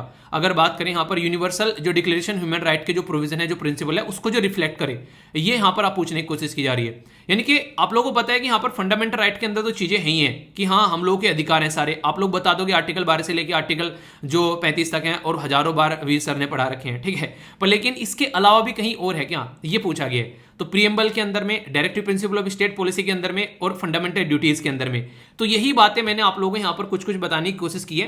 तो आप लोग देखते हैं प्रीएम्बल के अंदर में भी ऑलरेडी हमारी यहाँ पर मेंशन है। प्रीएम्बल तो हमारे कॉन्स्टिट्यूशन का खाका है भाई साहब, उसको देखकर लोग बता सकते हैं हमारे संविधान के अंदर क्या है, तो वो तो नॉर्मल सी हो ही गया। फंडामेंटल ड्यूटी में मैंने आप लोगों को बता दिया कि इन्वायरमेंट के बारे में बात की जा रही है, यूनिवर्सल ह्यूमन डिक्लेरेशन के बारे में बात करें तो यहाँ पर भी आप लोगों ने देख ही लिया, तो वहां पर भी कई सारी ऐसी ड्यूटी रखी गई है, ठीक है। इसी के साथ में डीपीएस पे मैंने आप लोगों को यहाँ पर बता दिया, तो आंसर यहां पर डी हो गया। यानी कि सारी चीजें ओवरलैप हैं यार, यानी कि अगर आप लोग बोले किसी चीज को अंडरस्टैंड करना है तो एक दूसरे को पॉइंट के साथ में कनेक्ट करके आप लोगों को देखना पड़ेगा, तभी आप लोग इनको अच्छे से याद रख पाएंगे। जब मैं पॉलिटी में आप लोगों को पढ़ा रहा था ये सारी चीजें आप लोगों को याद होगा, मैंने इसको कैसे कनेक्ट कर आप लोगों को दिखाया, ठीक है। तो वो लेक्चर आप लोग जरूर देखिए, अच्छे से उनको एंजॉय कर सकते हैं। एक पूरी पॉलिटी आप लोग ही कवर करा रखिए, तो जो भी डाउट हो तो उसको पूछ लिया करिए आप लोग, और उसको जाकर देखो जब भी उसके नीचे डन लिख दिया करो, ताकि मुझे पता चलता रहे कि आप लोग इनको एंजॉय कर रहे हो। तो ये पूरा डिस्कशन जो मैंने आप लोगों से किया है, तो इसके बारे में एक छोटा सा क्वेश्चन मैं पूछना चाहूंगा, और वो है नेशनल जो ग्रीन ट्रिब्यूनल हमारे देश में बनाया गया है, तो जो शब्द ट्रिब्यूनल है क्या ये हमारे संविधान में ओरिजिनली था या फिर ये शब्द ट्रिब्यूनल जो है ये बाद में ऐड किया गया? अगर ओरिजिनली था तो यस लिखिए, और अगर ओरिजिनली नहीं था यानी कि अगर बाद में ऐड किया गया है तो कौन सा कॉन्स्टिट्यूशन अमेंडमेंट एक्ट जो है वो लाया गया इसको ऐड करने के लिए, और किस आर्टिकल के अंदर इसको ऐड किया है? ये सारे वो क्वेश्चन है जो ऑलरेडी पूछ चुका हूँ, ठीक है। इस टेंशन मत लेना, इनके आंसर जो है आप लोगों को नेक्स्ट डे मिल जाया करते हैं, तो आप लोग इनको आंसर अच्छे से अटेम्प्ट करिए, ठीक है। वैसे अगर नेक्स्ट डे के चक्कर में भी आप लोग न पढ़े तो वीडियो के नीचे आप लोग जाकर देख लेना, बहुत सारे बच्चे जो हैं वो सही आंसर देते हैं जो रेगुलर कनेक्टेड है। तो ये एक अच्छा टॉपिक था, आई होप कि आप लोगों के माइंड में इसको लेकर क्लैरिटी आई होगी। और ऐसे टॉपिक जो है आप लोग चारों तरफ से इनको अच्छे से समझा करो, तभी आप लोग इनको लंबे समय तक याद रख पाओगे। और जो जो भी बातें मैंने बताई उसके सबके नोट्स आप लोगों को पीपीटी के अंदर मिल ही जाते हैं। जितनी बातें मैंने आप लोगों को बताई हैं वो नोट्स की फॉर्म में आप लोगों को यहाँ पर मिल जाती है, ठीक है। तो टेंशन मत लिया करो कि हाँ क्या क्या बोल के चले गए सर। जब पीपीटी आप लोग डाउनलोड करोगे तो सारी पीपीटी आप लोग उनको जाकर देख सकते हो, ठीक है। प्रॉपर आप लोगों के पास में रहेगी और टेलीग्राम पर ये मिल जाती है, ओके। तो पूरा टॉपिक था, फीडबैक जरूर दिया करो आप लोग, जैसा भी आप लोगों को टॉपिक लगता है आप लोग उसके बारे में बता सकते हैं। इन्वायरमेंट के बारे में तो हम लोग कई बार बात करते हैं और कई बार यहाँ पर इकोनॉमिक डेवलपमेंट के बारे में बात करते हैं, पर लेकिन ये जब इसके बीच में आप लोग को एक सही तरीके का पैटर्न नहीं देखने को मिलता है तो फिर कई सारी बर्बादी आती है। जैसे बात की जा रही है एक पर्टिकुलर प्रोजेक्ट के बारे में, और ये आर्टिकल डाउन टू अर्थ के द्वारा काफ़ी डिटेल में कवर किया गया, और द हिंदू के अंदर भी कई सारे आर्टिकल जो हैं इससे रिलेटेड छापे गए थे। ये बेसिकली ढांचागत जो विकास होता है ना उसके बारे में बात की जा रही है। मध्य प्रदेश की सरकार ने अभी यहाँ पर जो माहेश्वर जल विद्युत परियोजना थी यहाँ पर, तो यहाँ पर उसके कॉन्ट्रैक्ट जो है अभी कैंसिल कर दिए हैं। रीज़न क्या है कैंसिल करने का? कुछ हवाबाजी तो हुई नहीं होगी। रीज़न सीधा सीधा यहाँ पर यह कि जो भी यहाँ पर ये पर्टिकुलर प्रोजेक्ट आप लोगों को देखने को मिलते हैं उसमें एक चीज़ आप लोग याद रखिएगा कि इसकी वजह से लगभग 61 गांव जो हैं वो सबमर्ज हो गए थे, यानी कि लगभग यहाँ पर 61 जो गांव हैं वो डूब गए थे, जिसके चलते यहाँ पर कई सारी दिक्कतें देखने को मिल रही थी, ठीक है। तो ये जो माहेश्वर जो डैम है यहाँ पर, तो one of the large dam आप लोगों को देखने को मिलेगा नर्मदा वैली डेवलपमेंट प्रोजेक्ट के अंदर में, जिसमें लगभग 30 लार्ज और 135 स्मॉलर डैम जो है नर्मदा वैली के ऊपर नजर आते हैं। तो नर्मदा के बारे में आप लोग याद रखिएगा, ये एक ऐसी रिवर है जो कि काफ़ी शानदार आप लोग यहाँ पर देखने को मिलती है, और इसके ऊपर पूरा एक तरीके से नर्मदा बचाओ आंदोलन भी आप लोग यहाँ पर देखने को मिलता है। ये जो रिवर है ये इसका पैटर्न भी आप लोगों को दिखा है, देख सकते हैं आप लोग यहाँ पर कितना सारा कंस्ट्रक्शन है यहाँ पर जगह जगह इस पर्टिकुलर रिवर के ऊपर। तो इसके चलते यहाँ पर कुछ बेसिक चीज़ें हैं जो आप लोग याद रखिएगा, ठीक है। तो इसी के बारे में यहाँ पर बात की जा रही है। अभी मुद्दा क्या है यहाँ पर, तो ये लार्जेस्ट वेस्ट फ्लोइंग रिवर आप लोगों को देखने को मिलेगी पेनिसुलर रीजन के अंदर में। पेनिसुलर रीजन क्या होता है? जब कोई पर्टिकुलर एरिया जो होता है 3 साइड से पानी से जो रहता है उसको पेनिसुलर रीजन आप लोग बोलते हैं। हमारी कंट्री का जब मैप आप लोग देखोगे तो कुछ नीचे से आप लोगों को ऐसा ही नजर आएगा, ठीक है। तो यहाँ पर ये एक लार्जेस्ट वेस्ट फ्लोइंग रिवर है, यानी कि वेस्ट साइड में फ्लो होने वाली रिवर है यहाँ पर ये। और खासकर अगर बात करें विंध्या रेंज और सतपुरा रेंज के बीच में आप लोगों को यहाँ पर देखने को मिलेगी। इसको समझाने के लिए मैं अक्सर आप लोगों के लिए यहाँ पर आप लोग देखते हैं ये मैप आप लोगों को देखने को मिलते हैं। ऊपर विंध्या रेंज हो गई और नीचे सतपुरा रेंज हो गई, और इसके बीच में जो रिवर आप लोगों को देखने को मिलती है, इस पर्टिकुलर रिवर के बारे में यहाँ पर बात की जा रही है, ठीक है। तो यहाँ पर ऐसे क्वेश्चन आप लोगों से पूछे जा चुके हैं ऑलरेडी एग्जाम के अंदर में। तो ये वेस्ट फ्लोइंग रिवर आप लोगों को देखने को मिलेगी यहाँ पर, ठीक है। ये कहाँ से निकल कर आती है? तो अमरकंटक के पास में यहाँ पर मैकाला रेंज आप लोगों को देखने को मिलेगी, वहाँ से निकल कर आती है। और इसी के साथ में मध्य प्रदेश, यहाँ पर महाराष्ट्र और गुजरात को काफ़ी लार्ज तरीके से यहाँ पर फायदा पहुँचाती है, ठीक है। रिवर जो है इसके ऊपर यहाँ पर जबलपुर में यहाँ पर आप लोगों को बेसिकली धुआंधार फॉल आप लोगों को देखने को मिलेगा, जिसका नाम ये है, याद रखिएगा। कई सारी ट्रिब्यूटरी हैं जैसे कोलार हो गया, हिरन हो गया, ठीक है। इसी के साथ में बरना ये, और कई सारे यहाँ पर इसके ऊपर हाइड्रो प्रोजेक्ट आप लोगों को देखने को मिल जाते हैं। सरदार सरोवर डैम जो कि गुजरात के अंदर में one of the biggest dam आप लोगों को देखने को मिलेगा। तो ये इसी रिवर के बारे में यहाँ पर सारी बातें की जा रही है, ठीक है। तो अगर आप लोग इस राज्य से निकल कर आते हैं तो आप लोगों को ये कुछ बातें पता होनी चाहिए, और खासकर यहाँ से आप लोगों से क्वेश्चन भी पूछे जा सकते हैं। Discuss the critically the socio culture और पॉलिटिकल और इकोनॉमिक सिग्निफिकेंस ऑफ नर्मदा बचाओ आंदोलन। आप लोगों से बारे में जब आंदोलन के बारे में क्वेश्चन पूछा जाता है तो आप लोग खुद सोचिए कि कोई भी आंदोलन जब चलाया जाता है उसके पीछे बेसिक पर्पज क्या होता है, कि लोगों को अवेयर कराया जा सके कि जो भी काम यहाँ पर हो रहा है वो गलत हो रहा है, कहीं ना कहीं नेगेटिव इंपैक्ट सोसाइटी पर डाल रहा है, तो उसको कैसे चेंज करना है, उसमें मिलकर सब पार्टिसिपेट करो। ये बेसिक मुद्दा आप लोग यहाँ पर देखने को मिलते हैं, और इसीलिए कोई भी प्रोजेक्ट जो है वो ऐसा चलाया जाता है। यानी कि जहाँ पर आप लोगों ने देखा था ना, जब यहाँ पर पेड़ काटे जा रहे थे तो उसके लिए एक आंदोलन चलाया गया था नॉर्थ इंडिया में, उसका नाम आप लोग बताओ, देखता हूँ कौन कौन यहाँ पर बता पाता है। जब पेड़ से लोग चिपक गए थे, नाम याद आ गया, अब तो चिपकने का नाम लेते हैं चलिए फिर भी बताना, ठीक है। तो ये जरूरी है, इसके बारे में आप लोगों को थोड़ा सा पता होना चाहिए। तो कई बार ऐसे क्वेश्चन भी आप लोगों से एग्जाम में पूछे जाते हैं कि ये क्या, इशू है। तो अभी यहाँ पर मध्य प्रदेश के द्वारा जो स्टेप उठाया गया, तो ये आप लोगों को कैसा लगा कि सही है या फिर गलत है? क्योंकि ऑलरेडी इतने गांव डूब रहे हैं, क्योंकि जब डैम बनाया जाता है और उसको यहाँ पर यूज़ किया जाता है, बहुत सारी नेगेटिव चीज़ें भी देखने को मिलती है, तो वो भी हम लोग को ध्यान में रखनी होती है। ठीक है, अभी यूपीएससी ऑलरेडी 2013 में क्वेश्चन पूछ चुकी है नर्मदा रिवर फ्लो के ऊपर। ठीक है, तो यहाँ पर बोला गया कि लार्ज पेनिसुलर रिवर जो है ये फ्लो हो रही है। ठीक है, कहाँ से यहाँ पर फ्लो हो रही है? ठीक है, टू यहाँ पर एक तरीके से यहाँ पर इसके बारे में क्वेश्चन पूछा गया कि ऑक्यूपाई करती है यहाँ पर एक लीनियर रिफ्ट वैली। ठीक है, दूसरा बोला गया कि बिटवीन विंध्या और सतपुरा रेंज। तीसरा बोला गया लैंड स्लोप जो है वो west from the central India. तो सही आंसर यहाँ पर क्या है अगर पूछा जाए आप लोगों से कि इसका एग्जैक्ट सही आंसर क्या है, तो यहाँ पर ये आप लोगों को बताना है। तो इस तरीके से क्वेश्चन भी आप लोगों से कई बार पूछे जाते हैं। क्वेश्चन समझ में आया ना आप लोगों को कि नर्मदा वेस्ट में फ्लो कर रही है, बाकी सारी रिवर जो है पेनिसुलर रिवर जो है वो ईस्ट में फ्लो करती है, यानी कि इस तरीके से वो यहाँ पर बे ऑफ बंगाल में जाकर गिरती है। तो इसका रीजन क्या है, तो ये आप लोगों से पूछा गया है। तो सबसे इंटरेस्टिंग जो यहाँ पर अगर बात करें तो ये है it's occupy a linear rift valley. तो ऐसा कुछ आप लोगों को यहाँ पर स्ट्रक्चर देखने को मिलेगा। उस साइड में थोड़ा सा उठा हुआ पोर्शन है, इधर थोड़ा सा नीचे है, तो ऐसे फिर यहाँ पर फ्लो होना स्टार्ट हो जाता है। ये ऐसे नहीं जैसे प्लेन में बहती है, वो वाला नहीं है इनका बहाव बेसिकली। तो इसलिए यहाँ पर कुछ ऐसा पैटर्न आप लोग यहाँ पर देखने को मिलेगा। तो आंसर ए है, ये आप लोग याद रखिएगा। ऐसा नहीं कि विंध्या रेंज और सतपुरा रेंज के बीच में इसकी वजह से यहाँ पर ये वेस्ट में बहती है, ऐसा नहीं है। ठीक है, तो आंसर स्टेटमेंट सही है कि हाँ ये ऐसा कुछ कर रही है, पर लेकिन पूछा ये नहीं गया, ये याद रखिएगा। तो यूपीएससी ऐसे कांड करती है आप लोगों के साथ में। ठीक है, तो यहाँ पर आंसर इसका ए हो गया। तो कंफ्यूजन नहीं होना चाहिए, और बाकी इसका आप लोग आंसर जरूर देना। नर्मदा बचाओ आंदोलन के बारे में थोड़ा सा सर्च भी कर लिया करो, जब कोई क्वेश्चन पूछता हूं आप लोगों से हल्का सा सर्च कर लिया करो, और जिसको पता है उसका आंसर भी आप लोग थोड़ा सा पढ़ सकते हो। ठीक है, तो काफी इंटरेस्टिंग था। कम से कम एक रिवर के बारे में याद रखेगा, एक ज्योग्राफिकल पोर्शन आप लोगों का तैयार हो जाता है रिवर के बारे में। ओके, कई बार इंपॉर्टेंट पर्सनैलिटी के बारे में आप लोगों से क्वेश्चन पूछा जाता है, और अगर उस पर्सनैलिटी का एक बार चेहरा भी आप लोगों के सामने आ जाए ना, तो आप लोग उसको याद रख सकते हो। तो अटॉर्नी जनरल ऑफ इंडिया के बारे में यहाँ पर बात की जा रही है। देश को नए अटॉर्नी जनरल मिल रहे हैं यहाँ पर, ये पुराने हैं, और यहाँ पर जो पिक्चर आप लोगों को दिख रही है ये नए अटॉर्नी जनरल है।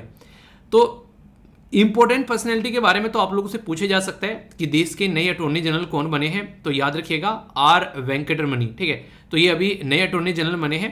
पर लेकिन यहाँ पर आप लोगों से अटॉर्नी जनरल पर्टिकुलर पोस्ट के बारे में भी क्वेश्चन आप लोगों से पूछा जा सकता है। तो ये थोड़ा सा आप लोगों का एक चैप्टर कवर हो जाएगा, जो कि आप लोगों का नॉर्मली पॉलिटी के अंदर लक्ष्मीकांत किताब में जाएंगे। तो अटॉर्नी जनरल ऑफ इंडिया, तो याद रखिएगा यहाँ पर इसके बारे में बेसिक इन्फॉर्मेशन आप लोगों को मैं बताता हूँ। एक स्लाइड के अंदर काफ़ी कुछ आप लोग यहाँ पर जान पाओगे। अटॉर्नी जनरल ऑफ इंडिया जो है यहाँ पर, ये हमारी कंट्री में चीफ लीगल एडवाइजर है। यानी कि गवर्नमेंट जब भी फंसती है किसी पर्टिकुलर केस के अंदर में, तो अटॉर्नी जनरल कहती है भाई साहब आ जाओ, अब बचा लो यार। अटॉर्नी जनरल जो होता है वो एक ऐसा ऑफिसर होता है जो कि आप लोग सुप्रीम कोर्ट के जज के इक्विवेलेंट यहाँ पर उसकी क्वालिफिकेशन आप लोगों को देखने को मिलेगी। और यहाँ पर ये एक तरीके से आप लोग बोल सकते हैं, इसीलिए यहाँ पर इसको इतनी पावरफुल चीज दी गई है। तो primary lawyer in the supreme court, ठीक है, तो इस तरीके से देख सकते हैं। तो चीफ लीगल एडवाइजर, ठीक है, तो यहाँ पर जो लॉयर होते हैं वही आगे चलकर सुप्रीम कोर्ट में जज भी बनते हैं। ये आप लोगों को पता है कई लार्ज स्केल पर, और कई सारे दूसरे हाई कोर्ट से यहाँ पर प्रमोट किए जाते हैं। तो यहाँ पर ये काफी नॉलेजेबल पर्सन आप लोगों को देखने को मिलेंगे। प्रेसिडेंट ऑफ इंडिया एडवाइस करते हैं यहाँ पर यूनियन कैबिनेट को, और ये अनुच्छेद 76वां यहाँ पर ये पावर देता है कि भाई साहब इनको अपॉइंट कर दो, और उस बेस पर यहाँ पर फिर अपॉइंट किया जाता है जज जो है सुप्रीम कोर्ट के अंदर में। तो याद रखिएगा यहाँ पर अपॉइंट किए जाते हैं। तो यहाँ पर इनकी जो क्वालिफिकेशन है, एनी पर्सन जो क्वालिफाइड एज अ जज of the supreme court can be appointed for this post, यानी कि इस पोस्ट पर उसको अपॉइंट किया जा सकता है। ठीक है, तो यानी कहने का मतलब यहाँ पर ये कि जो चीफ लीगल एडवाइजर है यहाँ पर, ये प्राइमरी लॉयर है सुप्रीम कोर्ट के अंदर में, यहाँ पर गवर्नमेंट की साइड से, ऐसा आप लोग यहाँ पर बोल सकते हैं। ठीक है, तो ये कंफ्यूजन आप लोग मत रखिएगा, यानी कि एक तरीके से रखिएगा कि गवर्नमेंट को रिप्रेजेंट करने वाले लॉयर हैं यहाँ पर ये, और सुप्रीम कोर्ट के जज जितनी इनको नॉलेज होती है, तो यहाँ पर उनकी क्वालिफिकेशन उसके इक्विवेलेंट यहाँ पर मानी गई है। इंटरेस्टिंग चीज, ये ऑल कोर्ट्स दुनिया के नहीं, देश के अंदर में जितने भी कोर्ट है सब जगह जाकर यहाँ पर ये अटेंडेंस दे सकते हैं। जैसे नहीं आप लोग आते हो तो आप लोग बोलते हो प्रेजेंट सर, एक बच्चा कह रहा है सर डेली अटेंडेंस ले लिया करो। अटेंडेंस लेने का तरीका आप लोग को मैं बता देता हूँ। जिस टाइम पर आप लोग आकर लेक्चर खोलते हो, ठीक है, लेक्चर खोला आप लोगों ने और आप लोगों ने देखा कि यहाँ पर टोटल मिलाकर 500 लोग ऑलरेडी लाइक कर चुके हैं, तो आप लोगों का रोल नंबर हो गया 501। ठीक है, तो 501वां वाला आप लोगों का रोल नंबर हो गया। तो आप लोगों को क्या करना है, अपना रोल नंबर डेली डिक्रीज करना है कि कल को जो है हम लोग आकर 500 की जगह हम लोग 501 की जगह 500 पर लाइक करेंगे, फिर हम लोग यहाँ पर 450 पर लाइक करेंगे। यानी कि सबसे पहले जितनी जल्दी आप लोग आओगे उतनी ही जल्दी लेक्चर को आकर लाइक करना। तो इससे क्या होगा, आप लोग टाइम से पहले अपने आप को जो है एक तरीके से टाइम पर आप लोग पुश करोगे कि हाँ इस टाइम पर लेकर आना है। आप लोग देखते हो जब तक आप लोग आते हैं कई हज़ार लोग जो है लेक्चर को देख चुके होते हैं। तो इससे क्या होगा, आप लोग की अटेंडेंस भी हो जाएगी। तो ये लाइक करने वाला पोर्शन आप लोग का अटेंडेंस के साथ में जुड़ जाएगा, ठीक है। तो जितनी जल्दी आओगे उतनी ही जल्दी आप लोग की अटेंडेंस लगेगी, ठीक है। ये मेरी माइंड की वो नहीं है खुराफात, ये आप में से एक बच्चे के द्वारा मुझे सजेस्ट किया गया। कह रहे सर ऐसे ऐसे अटेंडेंस हो जाया करेगी डेली। मैंने कहा ठीक है बता दूंगा। कह रहे सर मेरा मैसेज सबको पहुंचा देना कि आगे से अटेंडेंस होगी, जिस नंबर पे आए उस नंबर पर लाइक करो, वो आप लोगों का रोल नंबर हो गया, ठीक है। डेली नए नए रोल नंबर मिलते रहेंगे आप लोगों को। कैसा लगा आइडिया, सही है ना। चलिए तो आज से आप लोगों का रोल नंबर आप लोग खुद डिसाइड करोगे, जितनी जल्दी आओगे उतनी जल्दी रोल नंबर मिल जाएगा, okay. Attorney general of India जो है वो यहाँ पर एक तरीके से बोला गया कि यहाँ पर attorney general of India does not have any executive authority, function करते हैं यहाँ पर लॉ मिनिस्ट्री के अंडर में। और सबसे पहले अटॉर्नी जनरल थे यहाँ पर मोतीलाल सी सतलवाड़। याद रखिएगा नाम, पहली पर्सनैलिटी के बारे में अक्सर आप लोगों से पूछ लिया जाता है। लॉन्गेस्ट सर्विंग अटॉर्नी जनरल है, 1950 से लेकर 63 तक, यानी कि 13 साल टोटल इनके द्वारा काम किया गया। सोलिसिटर जनरल और 4 एडिशनल सोलिसिटर जनरल रहते हैं जो इस पोस्ट को सपोर्ट करते हैं। याद रखिएगा यहाँ पर ये जो पर्सनैलिटी होती है ये पूरा प्रेसिडेंट के प्लेजर, यानी कि जब तक प्रेसिडेंट खुश है तब तक यहाँ पर ये पोस्ट पे रहेंगे। जैसे ही प्रेसिडेंट की खुशी जो है वो दूर हुई वैसे इनकी पोस्ट जो है वो दूर हो जाएगी। तो ऐसे आप लोग समझ सकते हैं, ठीक है। तो ये थी पूरी इन्फॉर्मेशन यहाँ पर इनके बारे में। तो दोनों का नाम याद रखिएगा। नए जो बने बता दिए, पुराने वाली जो पर्सनैलिटी है इनका नाम आप लोग बताइए। देखता हूँ कौन कौन यहाँ पर बता पाता है। बेसिक चीजें, कंफ्यूजन नहीं होना चाहिए। काफी इंपॉर्टेंट पोर्शन है पॉलिटी के अंदर, आप लोग इसको कवर करके देख सकते हैं यहाँ पर। और ये एक केस जो है वो आप लोग आंसर राइटिंग में भी यूज कर सकते हैं। हमारी कंट्री में स्पीकर होते हैं, आप लोगों को पता है, लोकसभा के अंदर में, और सेम स्पीकर इसी पैटर्न में आप लोगों को स्टेट के अंदर जो लेजिस्लेटिव असेंबली होती है जिसको आप लोग विधान बेसिकली सभा बोलते हैं, ठीक है, उसमें भी आप लोगों को देखने को मिलेंगे यहाँ पर स्पीकर होते हैं। अभी हुआ क्या हमारे देश में, मान लीजिए किसी को डिस्क्वालीफाई करना है, यानी कि किसी पर्टिकुलर पर्सन को डिस्क्वालीफाई करना है, तो स्पीकर के हाथ में पावर होती है कि ठीक है डिस्क्वालीफाई कर दो। पर लेकिन स्पीकर की जो डिस्क्वालिफिकेशन की पावर है वो एक केस गया सुप्रीम कोर्ट में और उसने ये बोला कि भाई साहब ये डिस्क्वालिफिकेशन की जो पावर है इसका जुडिशियल रिव्यू किया जा सकता है। ऐसा नहीं कि वो होल सोल अथॉरिटी हो गया जिसको चाहे उसको यहाँ पर असेंबली में से बाहर निकाल के फेंक दे, ऐसा नहीं होने का ना, ऐसे नहीं चलने का, ठीक है। तो वाली बात निकल कर आई। तो हुआ कि यहाँ पर अभी रिसेंटली जो यहाँ पर स्पीकर साहब हैं उनके द्वारा क्या किया गया यहाँ पर कि जो यहाँ पर लॉ मेकर है, फॉर्मर लॉ मेकर, यानी कि जो यहाँ पर एक तरीके से जो यहाँ पर मेंबर थे असेंबली के, उनको पेंशन भी छीन ली, उनके बेनिफिट भी छीन ली। यहाँ पर स्पीकर को इतनी पावर किसने दे दी? तो बिहार के अंदर यहाँ पर ये ऐसी दुर्घटना देखने को मिली। तो सुप्रीम कोर्ट के अंदर जब केस पहुंचा तो उसने बोला भाई ये पावर तुमको किसने दे दी यार, तुम तो महामहिम बनकर बैठ गए, तो ये बिल्कुल गलत है। एंटी डिफेक्शन कानून हाँ ठीक है यार, इंप्लीमेंट होता है, हम लोग को पता है, पर लेकिन इस लेवल पर तुम इंप्लीमेंट करोगे तो यार ये तो बिल्कुल ही कहानी खत्म हो जाएगी। तो उसी के चलते सुप्रीम कोर्ट ने बोला कि हम भी हैं भाई, हमको भी देख लो, तुम चले जा रहे हो यहाँ पर, हम ही हम हैं तो क्या हम हैं, तुम ही तुम हो तो क्या तुम हो, हमारे बारे में देखो।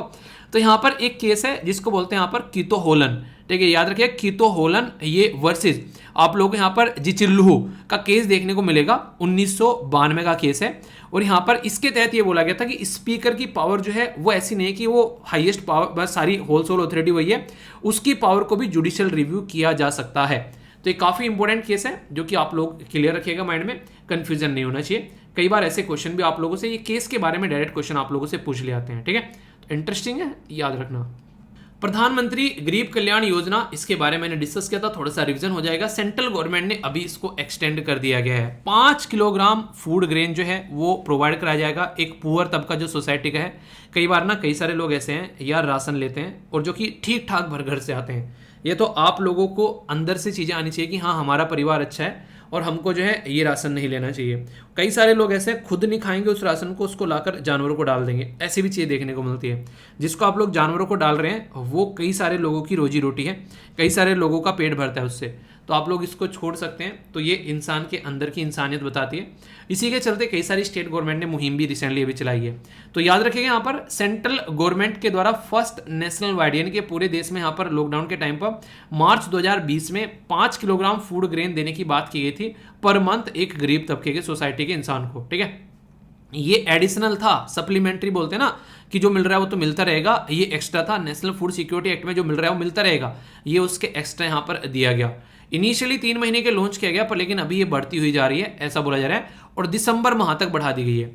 कई सारे लोग इसको क्रिटिसाइज भी कर रहे हैं, बोल रहे हैं कि गुजरात में इलेक्शन आ रहे हैं तो इस जो गवर्नमेंट जो है यहाँ पर उनको लुभाने के लिए यहाँ पर ये काम कर रही है।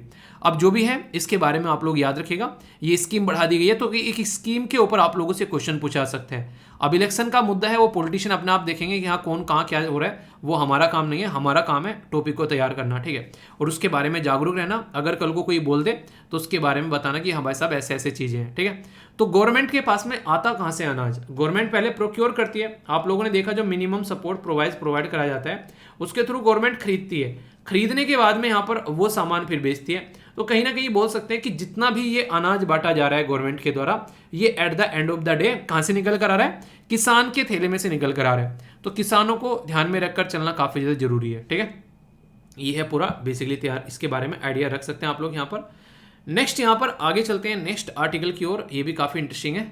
किसी भी सिस्टम को जब बनाया जाता है तो उसको प्रॉपर एक सिस्टमेटिक वे में लेकर चला जाता है। उसी का यहाँ पर उदाहरण आप लोगों को देखने को मिलेगा इंजीनियरिंग, प्रोक्योरमेंट और कंस्ट्रक्शन, जिसको ईपीसी बोलते हैं। अभी यहाँ पर 10,000 करोड़ रुपए यहाँ पर रीडेवलपमेंट प्लान के बारे में बात की जा रही है। इस रीडेवलपमेंट प्लान में 3 रेलवे स्टेशन, याद रखिएगा, इनको एक नेक्स्ट लेवल का बनाने की बात की जा रही है। यानी कि आप लोग देखकर कहोगे वाह कहाँ पर आ गए हैं, मजे आ गया यार, लग नहीं रहा था रेलवे स्टेशन, ऐसा लग रहा था कि एयरपोर्ट बन गया है। कौन कौन सा? दिल्ली एयरपोर्ट, मुंबई जिसको छत्रपति शिवाजी जो महाराज टर्मिनस के नाम से जानते हैं, और तीसरा यहाँ पर अहमदाबाद।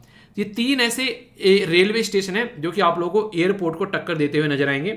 इसके तहत यहाँ पर काम किया जा रहा है इंजीनियरिंग, प्रोक्योरमेंट और कंस्ट्रक्शन के थ्रू, ठीक है। तो गवर्नमेंट ने यहाँ पर इतना पैसे यहाँ पर दिया है, तो गवर्नमेंट ने यहाँ पर डिसाइड किया कि प्रॉपर सिस्टमेटिक वे में काम किया जाएगा।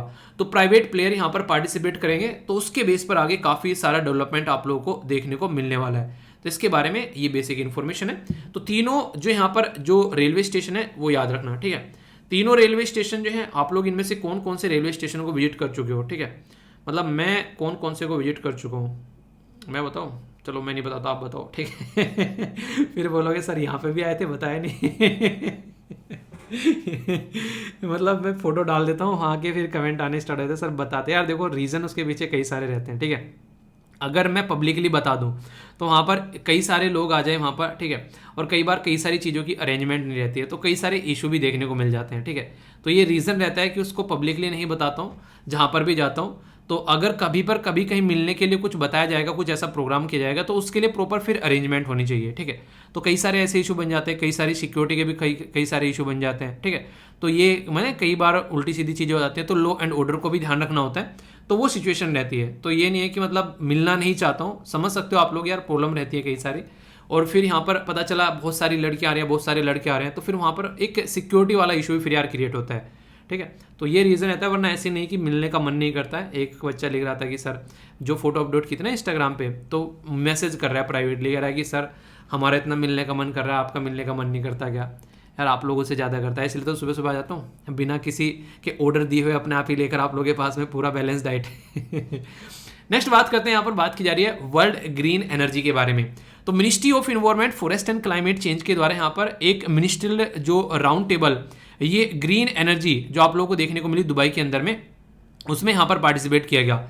तो इसमें बेसिकली काम यह है कि कैसे मिलकर आगे लेकर चलना है, क्योंकि आने वाले टाइम में ग्रीन इकोनॉमी काफ़ी इंपॉर्टेंट रहने वाली है। ग्रीन एनर्जी नहीं, ग्रीन इकोनॉमी के बारे में बात की जा रही है बेसिकली।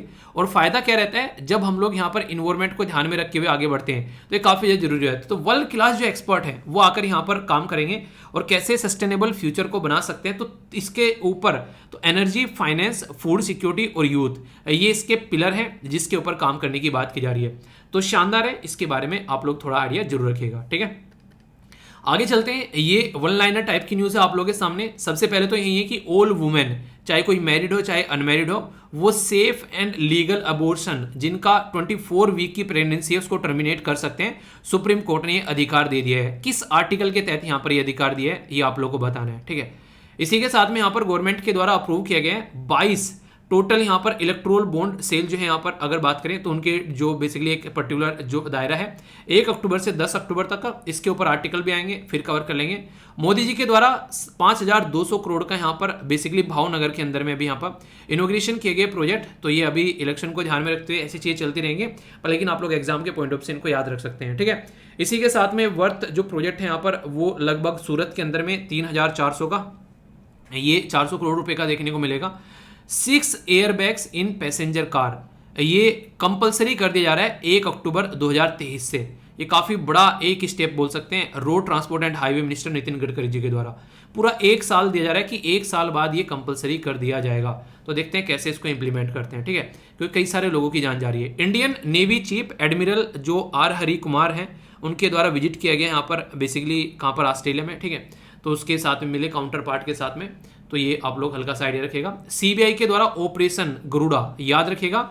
इंटरनेशनल लिंक जो है, जो ड्रग्स वगैरह होती है उसको कैसे रोका जाए उसके बारे में बात की जा रही है। नेशनल कमीशन फॉर वुमेन कब बनाया गया था बताना जरूर। ये यहाँ पर जयंती पटनायक जो इनकी पहली चेयरपर्सन थी वो भी हमारे बीच में नहीं रही, उड़ीसा में वो हमारे बीच में छोड़कर चली गई, उड़ीसा के अंदर, ठीक है। कंपटीशन कमीशन ऑफ इंडिया के द्वारा यहाँ पर बेसिकली एक्वाइजेशन जो एसेट्स ऑफ एसर ग्रुप की, तो यहाँ पर ये बात की जा रही है यहाँ पर आर्सेलर मित्तल जो निप्पॉन स्टील इंडिया लिमिटेड, तो इनका एक्वाइजेशन हो रहा है यहाँ पर। एक एक्वाइजेशन ये भी है। छोटे छोटे क्वेश्चन कई बार बन जाते हैं। अदानी ने यहाँ पर खरीद लिया इनको, ठीक है। अदानी ग्रीन जो है उसके द्वारा 600 मेगावाट का wind solar power plant Rajasthan में यहाँ पर बात की जा रही है। तो ये कुछ छोटे छोटे क्वेश्चन आप लोग स्टेट फीसेस के अंदर बन जाते हैं। फूड लॉस और वेस्टेज रिडक्शन के बारे में बात की जा रही है। 29 सितंबर को डे अवेयरनेस के तौर पर सेलिब्रेट किया था कि खाना बर्बाद नहीं करना है। वर्ल्ड हर्ट डे डिस्कस किया था, use hurt for every hurt, ठीक है, तो याद रखेगा। वर्ल्ड मैरीटाइम डे 29 सितंबर, तो new technology for greener shipping, इसके बारे में बात की जा रही है। इसी के साथ में यहाँ पर पोलिस न्यूज़पेपर है जिसका नाम है गजेटा बायो बोर्केज, ठीक है, बोर्केजा बेसिकली। इसको गोल्डन पेन ऑफ फ्रीडम यहाँ पर एक अवार्ड दिया गया, world association of news publisher, ठीक है। तो अवार्ड के अंदर क्वेश्चन आप लोगों से कई बार बन जाते हैं, तो थोड़ा सा आइडियाज के बारे में जरूर रखिएगा। बेसिकली ऐसे क्वेश्चन भी आप लोगों से कई बार पूछे जाते हैं अवार्ड्स के बारे में, ठीक है। तो बात की जा रही है आयुष्मान उत्कृष्टा अवार्ड 2020-22 जो है वो किसको दिया गया? आंध्र प्रदेश, उत्तर प्रदेश, कर्नाटक, हिमाचल प्रदेश। सही आंसर क्या है? इस एनसाइक्लोपीडिया ऑफ ट्राइब्स कौन सा स्टेट है यहाँ पर? आप लोग इसको तो याद भी रख सकते हैं, बताइए। तो पहले का आंसर क्या है यहाँ पर? पहले का आंसर है उत्तर प्रदेश और दूसरे का आंसर है उड़ीसा। तीसरा क्वेश्चन आप लोगों के सामने है प्रधानमंत्री गरीब कल्याण योजना, तो किससे रिलेटेड है यहाँ पर? ये अभी डिस्कस किया, इसका आंसर नहीं बताऊंगा, आप लोग खुद बताइए। हेल्थ से रिलेटेड है, फ्री फूड ग्रेन या एमएसएमई या फिर फ्री एलपीजी सिलेंडर। यहाँ पर बात की जा रही है बेसिकली किसके बारे में? पोलामपोरा, ठीक है। तो ये इंडिया के अंदर में फर्स्ट डिजिटली जो यहाँ पर डिजिटली जो लिटरेट पंचायत आप लोगों को देखने को मिलेगी। तमिलनाडु, केरला, तेलंगाना या फिर यहाँ पर पंजाब। तो नाम से देख सकते हैं, तो केरला की होगी या तमिलनाडु की, तो केरला, ठीक है।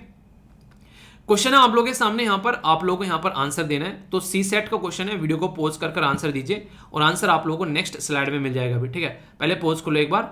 आंसर यहाँ पर आप लोगों के सामने है 40, ठीक है। इसी के साथ में इंपॉर्टेंट लोकेशन है यहाँ पर, इसका नाम है यहाँ पर मंसलू, ठीक है।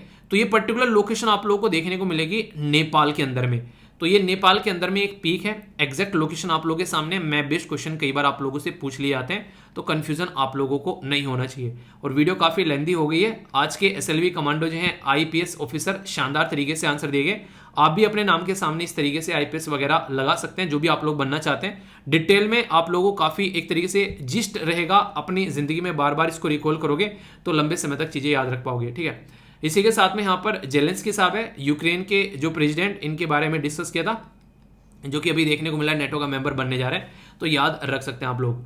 आज की 5 वोकेबलरी हैं आप लोगों के सामने, इनके ऊपर सेंटेंस आप लोग फॉर्म जरूर कीजिएगा। और इनके ऊपर सेंटेंस फॉर्म करोगे तो एसएससी, बैंकिंग, एनडीए, सीडीएस हर जगह आप लोगों को फायदा पहुंचाएंगे और आंसर राइटिंग में भी फायदा पहुंचाएंगे। जो नहीं बेसिकली करते हैं वो दूसरे का देख सकते हैं जो ऑलरेडी पार्टिसिपेट कर रहे हैं, ठीक है। तो ये है, बाकी पीडीएफ टेलीग्राम पे मिल जाएगी। आंसर राइटिंग ग्रुप में आंसर जरूर पोस्ट करना। आज का लेक्चर कैसा लगा फीडबैक जरूर देना। और जो बोला ना मैंने अपने बारे में बैठकर सोचना कि इस महीने का अचीवमेंट क्या रहा, वो मैं जरूर जानना चाहूंगा, क्योंकि उससे ये पता चलेगा कि आप लोग अपने बारे में कितना सोचते हैं। और बाकी इसी के चलते अपनी जिंदगी में हमेशा जोश आए रखिए। तो हाउस द जोश, खत्म हो गया क्या जोश? खत्म नहीं होना चाहिए, ठीक है। SLV कमांडो हो, कमांडो के अंदर जोश खत्म नहीं होता है, हर टाइम जोश हाई रहना चाहिए। बाकी फीडबैक जरूर देना कैसा लगता है लेक्चर। इसी के साथ में नेक्स्ट वीडियो मिलता हूँ, तब तक के लिए बड़ों को नमस्ते, छोटों को प्यार, छोटी सी लाइफ एंजॉय करा। मिलता हूँ नेक्स्ट वीडियो में, तब तक के लिए जय हिंद। मौज लो, रोज लो, नहीं मिले तो खोज लो।